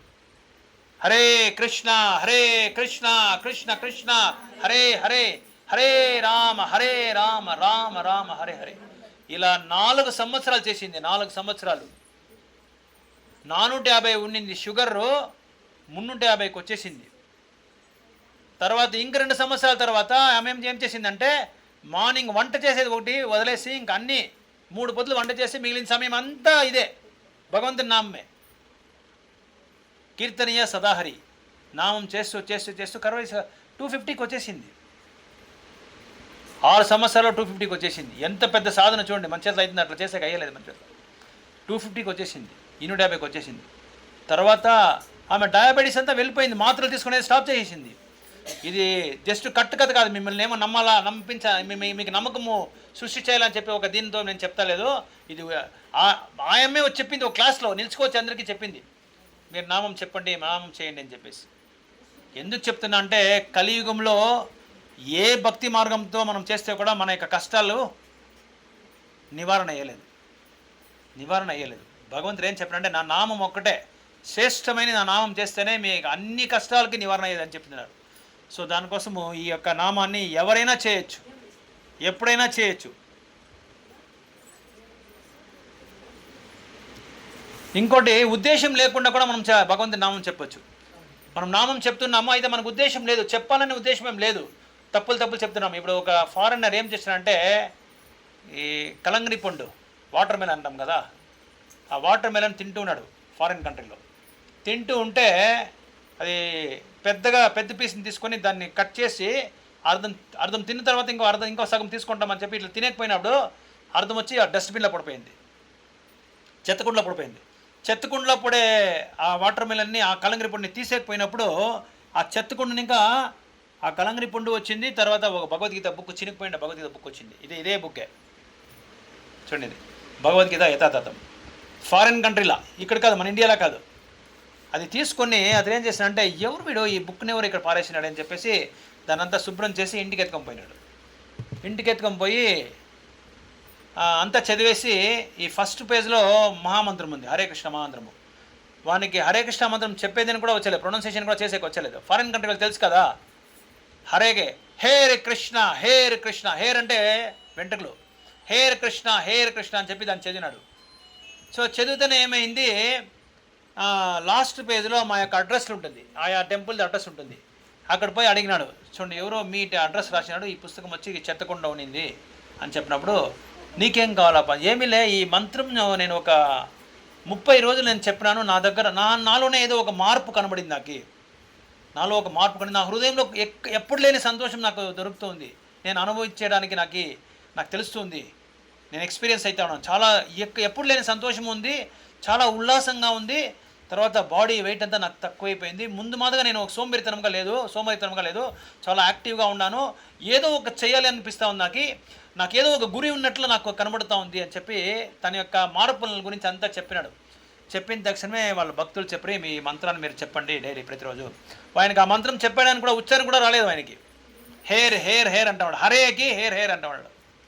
హరే అంటే రాధారాణి, లక్ష్మీదేవి వచ్చి మనకి తల్లి లాంటిది రాధారాణి. ఆ రాధారాణి తల్లి దగ్గర మనం ఏమనుకుంటున్నామంటే, తల్లి నాకు తండ్రి యొక్క సేవని ఇవ్వండి, ఎప్పుడు ఆయన సేవలో నన్ను ఎప్పుడు నియుక్తులు చేయండి అని చెప్పి ఆ మంత్రానికి ఒక అర్థం, హరే కృష్ణ మంత్రికి అర్థం. సో ఇట్లా జస్ట్ వాడు ఉద్దేశపూర్వకంగా కూడా దాన్ని తీసుకోలేదు, చదువు ఏదో పేరు కూడా కరెక్ట్గా ఉచ్చారణ చేయలేదు. అప్పుడు పేరు కరెక్ట్గా చెప్పి మనం ఉచ్చారణ చేస్తే ఎంత ఆధ్యాత్మికమైన లాభం మనకు ఉంది చూసుకోండి. సో మనం అందరూ భారతీయులు, మనకంతా భగవంతుడు అంటే అందరికీ, ప్రతి ఒక్కరింట్లో, మన భారతీయుల ఇంట్లో వచ్చి ప్రతి ఒక్కరింట్లో తులసి మహారాణి ఉంటుంది, ప్రతి ఒక్కరింట్లో పూజా రూమ్ ఉంటుంది. ఎంత పేదవాళ్ళు అయితే కూడా వాళ్ళు భగవంతుని పూజ చేయకుండా ఎవరు ఉండరు. భక్తుడు అంటే వాళ్ళకి ఒక పెద్ద ఒక సొత్తులాగా, వాళ్ళకి పెద్ద సంపత్లాగా అది. సో అలాంటిది ఈ యొక్క భగవద్గీత యథాతథం అతన్ని యొక్క రాతనే మార్చేసింది, ఆ నామం వచ్చి అతని రాతను మార్చేసింది. ఎందుకు నామం పైన ఇంకా ఎంత ఎక్కువగా నేను మీకు ప్రాముఖ్యత ఇస్తున్నానంటే, మీరు ఏ పూజ చేసే అవసరం లేదు, పూజా పునస్కారాలు చేసే అవసరం లేదు. అంటే పూజలు మానేయాలని చెప్పి నేను చెప్తలేదు, దానికైనా అత్యుత్తమైంది ఈ యొక్క నామం, భగవంతుని యొక్క నామం. భగవంతుని నామం చాలా అత్యుత్తమైంది, చాలా చాలా పవిత్రమైంది. మానవుని యొక్క గురి ఏమంటే ఆ నామంతోనే భగవంతుని మనం చేరుకోగలుగుతాం. ఈ యొక్క కలియుగంలో వేరే దేంతో కూడా, ఏ మార్గంతో కూడా మనం చేయలేము. ఇతి షోడశకం నామ్నాం కలి కల్మష నాశనం నాతరో పరతర ప్రాయ సర్వవేదేశ దృశ్యతే. ఈ 16 నామాలు కూడిన 16 పదాలు కూడిన ఈ నామం మీరు ఉచ్చరిస్తే మీరు ఏ శాస్త్రంలో కూడా మీరు తిరిగి వేయండి, ఈ యొక్క భగవంతుని నామమే హైయెస్ట్ అల్టిమేటు అత్యుత్తమైంది అని చెప్పి చెప్తున్నారు. సో తులసి మాలని గురించి ఒక 5 నిమిషాలు చెప్పేసి నిలిపేస్తాం. 5 నిమిషాలు కరెక్ట్. సో తులసి మాలని వచ్చి ఒక గోపిక అవతారము. చాలామందికి తులసి మాలని గురించి తెలియదు. తులసి మాలని పూజ చేసే కూడా ఒక విధానము మనం చేస్తున్నాము, అయితే విధానాలు చాలా ఉంది దాంట్లో. శాస్త్రాలు ఇలా చెప్తారు ఇలా చేయాలని చెప్పేసి. తులసి మాలని వైకుంఠంలో చాలా లోకాలు ఉంది, ఎన్నో లోకాలు. అయోధ్య లోకం ఉంది, బుద్ధుని లోకం ఉంది, నరసింహ లోకం ఉంది, కేశవుని లోకం ఉంది, తర్వాత అది మత్స్య లోకం ఉంది, కూర్మ లోకం ఉంది. ఇట్లా ఎన్నో లోకాలు, అనంత కోటి లోకాలు ఉంది. దాంట్లో ఉన్నతమైన లోకము గోలోక వృందావనము. అక్కడే భగవంతుడు కృష్ణుడు అక్కడే వాసం చేస్తూ ఉంటాడు. నివాసం, అతని యొక్క నివాసం అదే గోలోకం అని చెప్పి దాని పేరు. అది వచ్చి తామరపు షేప్లో ఉంటుంది ఆ యొక్క లోకం. అక్కడ తులసి మాలని గోపికగా వచ్చి భగవంతునికి సేవ చేస్తుంటారు. కృష్ణుని యొక్క స్నేహితుడు ఒకడు గోప అంటాము దాన్ని. స్నేహితులందరినీ గోపాసు, స్నేహితురాలని గోపికలు అంటారు. సో ఈ గోప కృష్ణుని స్నేహితుడు ఏం చేశాడు, తులసి మాలని ఏదో ఒక చివాట్లు పెట్టిన దానికి తులసి మాలని కోపం వచ్చి అతన్ని శాపం ఇచ్చేస్తుంది. నువ్వు భూలోకంలో ఒక అసురుడిగా మారిపో, జన్మ తీసుకొని చెప్పి శాపం ఇచ్చేస్తుంది. నన్ను నువ్వు శాపం ఇస్తావని చెప్పి అతను ఏం చేస్తాడో, కృష్ణుని స్నేహితుడు కదా, తులసి మాలని శాపం ఇచ్చేస్తాడు. నువ్వు కూడా భూలోకంలో నువ్వు జన్మ తీసుకో అని చెప్పి అది శాపం ఇచ్చేస్తాడు. సో ఇద్దరు శాపాలు తీసుకొని భూలోకానికి వస్తారు. ఇతడు జలంధర్గా జన్మ తీసుకుంటాడు, తులసి మాలని వివాహం చేసుకుంటాడు. చాలా పెద్ద కథ అది. ఇది చెప్పాలంటే 2 గంటల సేపు అవుతుంది. ఇది పద్మ పురాణాల్లో ఉంది, స్కంద పురాణాలు ఉంది, శివ పురాణంలో ఉంది, చాలా పురాణాలు తులసి గురించి ఉంది. ఇంకొక తులసికి వచ్చి కృష్ణుని వివాహం చేసుకోవాలని చెప్పి ఒక కోరిక ఉంటుంది. సో ఇట్లుండేటప్పుడు ఏమవుతుందంటే వీళ్ళిద్దరూ భూలోకానికి వచ్చేస్తారు, వీళ్ళిద్దరూ వివాహం చేసుకుంటారు. జలంధరుడు ఏం చేస్తాడంటే ఒక పెద్ద వరం తీసుకుంటాడు. ఏం వరము అంటే, నన్ను ఎవరు ఈ యొక్క భూలోకంలో కానీ ఏ లోకంలో కానీ ఏ మనిషితో కానీ నన్ను ఎవరు వధం చేయకూడదు, అంత శక్తి నాకు కావాలని చెప్పి అతడు వరం తీసుకుంటాడు. సో అక్కడ దేవుడు ఏం చేస్తాడంటే అతనికి వరం ఇస్తాడు. నీకు ఈ శక్తి ఇదంతా ఉంటుంది, నీకు జీవితాంతం నువ్వు అమరజీవిగా ఉంటావు. ఎప్పటి వరకు అంటే నీ భార్య, నీ సతీమణి, నీ యొక్క ధర్మపత్ని పతివ్రతగా ఉంటే నువ్వు ఉంటావు, నిన్నెవరు ఏమి చేయలేరు అంటారు. సరే ఓకే అని చెప్పేసి వదిలేశారు. సో తులసి మాలని కూడా ఇక్కడ వచ్చేసింది. ఇతను ఏం చేస్తారంటే ఇలా సత్సంగంలో ఎవరో పార్వతి గురించి ఎవరో చెప్తున్నారు. పార్వతి చాలా అందగత్తే, పార్వతి యొక్క అందాన్ని ఎవరు సమకూర్చలేరు అని చెప్పి చెప్తూ ఉండేటప్పుడు ఆ వర్ణనంతా వింటూ వింటూ వింటూ వింటూ ఇతనికి ఒక ఆశ వచ్చేసింది, కామ కోరిక వచ్చేసింది, పార్వతిని పోయి నేను అనుభవించాలని చెప్పేసి. సో నేరుగా కైలాసానికి వెళ్ళినాడు. కైలాసానికి వెళ్ళి పార్వతీదేవిని చూసి ఇలా తాకెక్కిపోయినప్పుడు శివుని కోపం వచ్చేస్తుంది. శివుని కోపం వచ్చేసి వీళ్ళిద్దరికీ యుద్ధం జరుగుతుంది. ఆ యుద్ధంలో శివుడు చాలా శక్తివంతుడు. ఈ యొక్క యావత్ జగత్తులోనే శివుడే ఈ యొక్క సృష్టిని వచ్చి లయం చేసేవాడు అతడే. అతన్ని ముందు ఎవరు నిలిచేవాళ్ళు ఎవరు లేదు. దేంతో కూడా అతన్ని ఎవరు పోల్చగలిగిన సామర్థ్యం ఎవరికీ లేదు. అయితే ఏమైందంటే శివుడు ఇతన్ని ఏం చేయలేకపోయినాడు. చాలా గంటల సేపు చాలా రోజులు పోరాడినాడు. ఈ జలంధర్ని ఏం చేసే కాలేదు అండి. అప్పుడు శివుడు దేవతలందరికీ పోయి బ్రహ్మ దగ్గర పోయి చెప్తాడు. బ్రహ్మ అందరూ వైకుంఠానికి వెళ్తారు. విష్ణు దగ్గర పోయి ఇట్లా ఫిర్యాదు చేస్తారు. ఇలాంటి జలంధర్ అని చెప్పి ఎవడో రాక్షసుడు ఉన్నాడు, శివుని చేతనే అది ఓడించే కాలేదు, అతన్ని ఏం చేసేది అని చెప్పినప్పుడు మీరే మమ్మల్ని కాపాడాలా, మీరే మాకు ఆశ్చర్యం అని చెప్పినప్పుడు విష్ణు ఏం చేస్తారు, అతన్ని ఎవరు ఏం చేయలేరు, నేనే వానికి తులసి మహారాణి వచ్చి అక్కడ భూలోకంలో ఒక జన్మ తీసుకుంది. ఆమె యొక్క పతివ్రత ఉండే భంగమయ్యే వరకు అతన్ని ఎవరు ఏం చేయలేరు అని చెప్పి విష్ణు ఏం చేస్తారు, జలంధర్ రూపంలో వచ్చి తులసిని తాకేస్తాడు. తులసిని తాకిన తక్షణమే తన యొక్క వ్రతము భంగమైపోతుంది. పతి కోసం వ్రతం చేసేదే పతివ్రత. అప్పుడు భంగమైపోతుంది. అప్పుడు భంగమైతేనే జలంధరుడు శివుని దగ్గర ఓడిపోతాడు, చనిపోతాడు. ఇక్కడ తులసి మారని కోపం వచ్చేస్తుంది. ఎందుకంటే జలంధరుడు యుద్ధంలో చనిపోయినాడు అని చెప్పి కోపం తెలిసిపోయింది. అయితే కృష్ణుడు ఇది జలంధర్ రూపంలో ఇక్కడ వచ్చినాడు, తులసి మారని వాళ్ళ ఇంటికి వచ్చినాడు. సో ఇట్లా నువ్వు నన్ను మోసం చేస్తున్నాడని చెప్పేసి తులసి మారని కోపం వచ్చేసింది. కోపం వచ్చి కృష్ణున్నే శపించేశారు, విష్ణునే, నువ్వు రాయిగా మారిపో అని చెప్పేసి. రాయిగా మారిపోయినప్పుడు అప్పుడు కృష్ణుడు దాన్ని తీసుకుంటాడు, నువ్వు శాపం ఇచ్చేది దాన్ని తీసుకుంటాడు.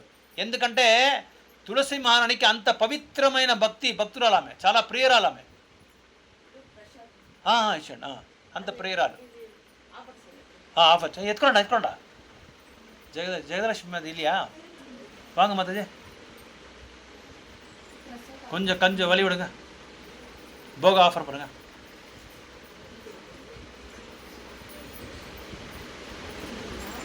సో ఏమైందంటే తులసి మారని శపించిన తర్వాత నేపాల్ ఎందుకు తెలుసు, నేపాల్ అందరికి తెలుసు కదా, గండకీ నది అని ఉంది అక్కడ. గండకీ నదిలో కృష్ణుడు ఏం చేస్తాడు, రాయిగా మారిపోయినాడు.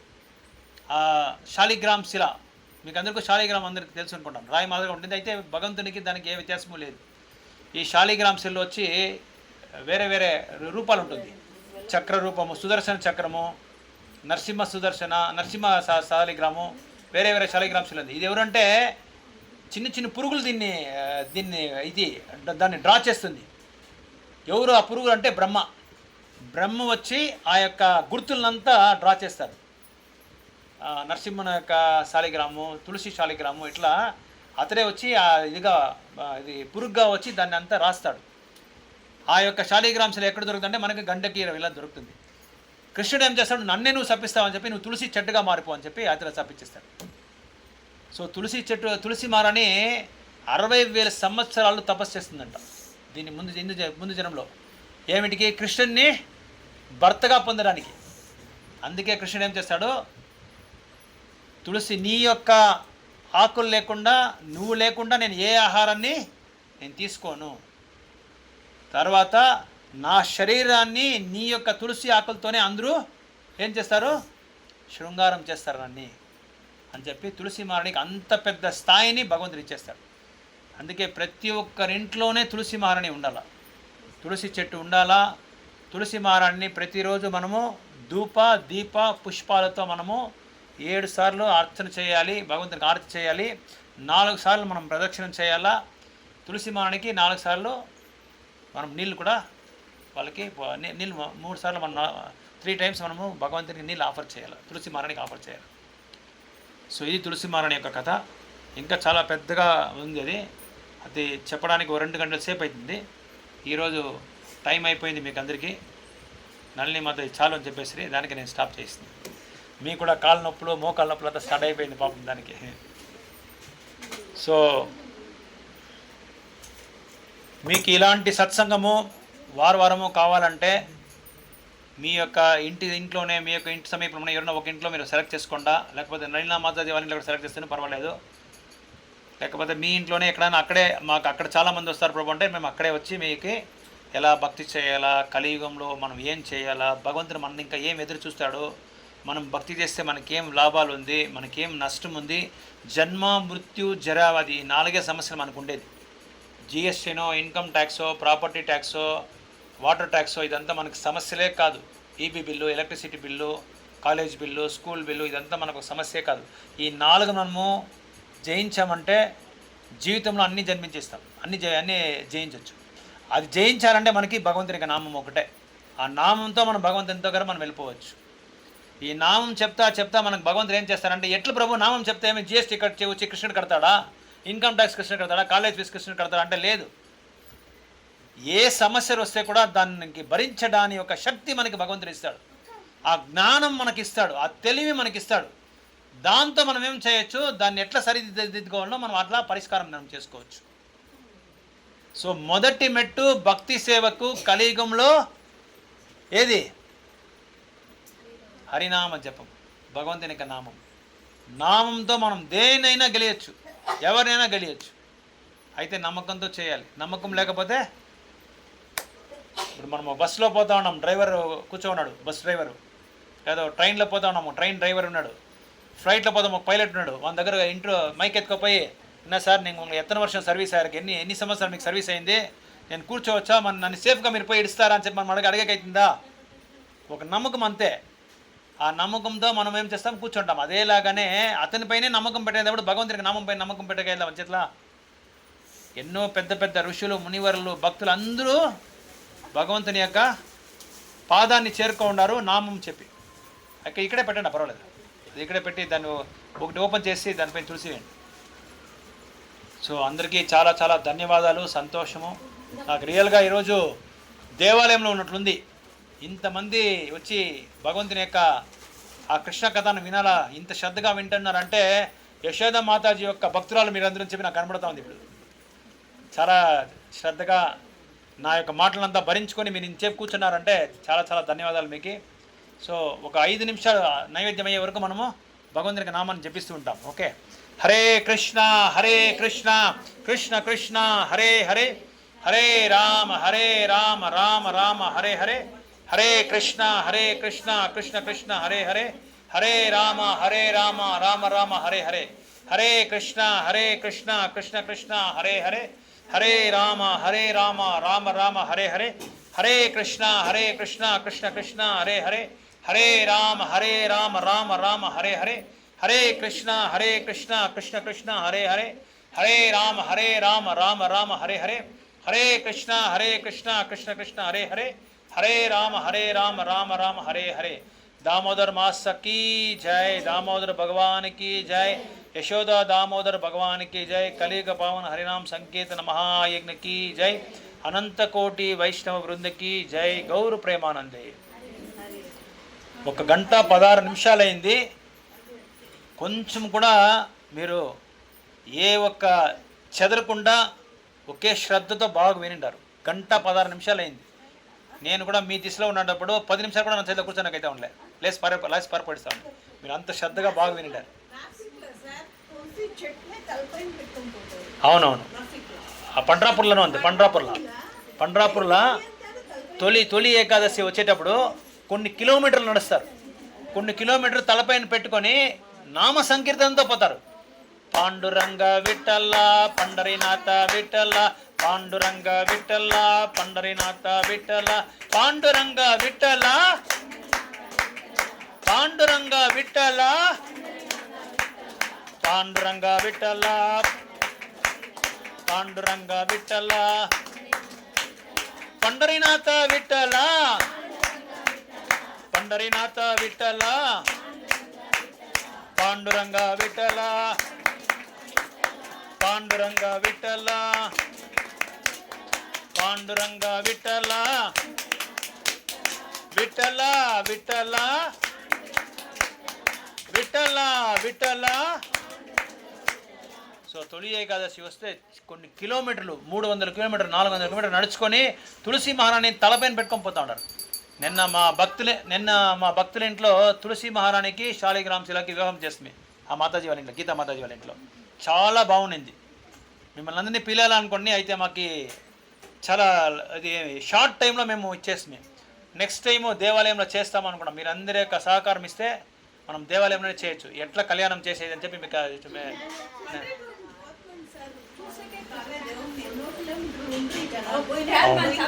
అది ఏకాదశి టైంలో పోకూడదు. మనం అలాంటి టైంలో పోతే మనం దర్శనం చేసేకి అయ్యలేదు. ఏ దేవాలయంకి అంతే. ఈ రష్ ఉన్న టైంలో మనం పోతే కరెక్ట్గా మనం భక్తి చేసేకి అయ్యలేదు.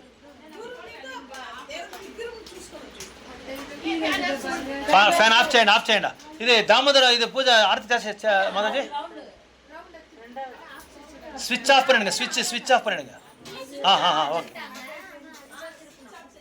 ఓకే. దామోదర ఆరతి చేసేయండి మాతాజీ. కార్తీక్ ప్రభు, ఇది అష్టకం పొడుగా, దామోదర అష్టకం.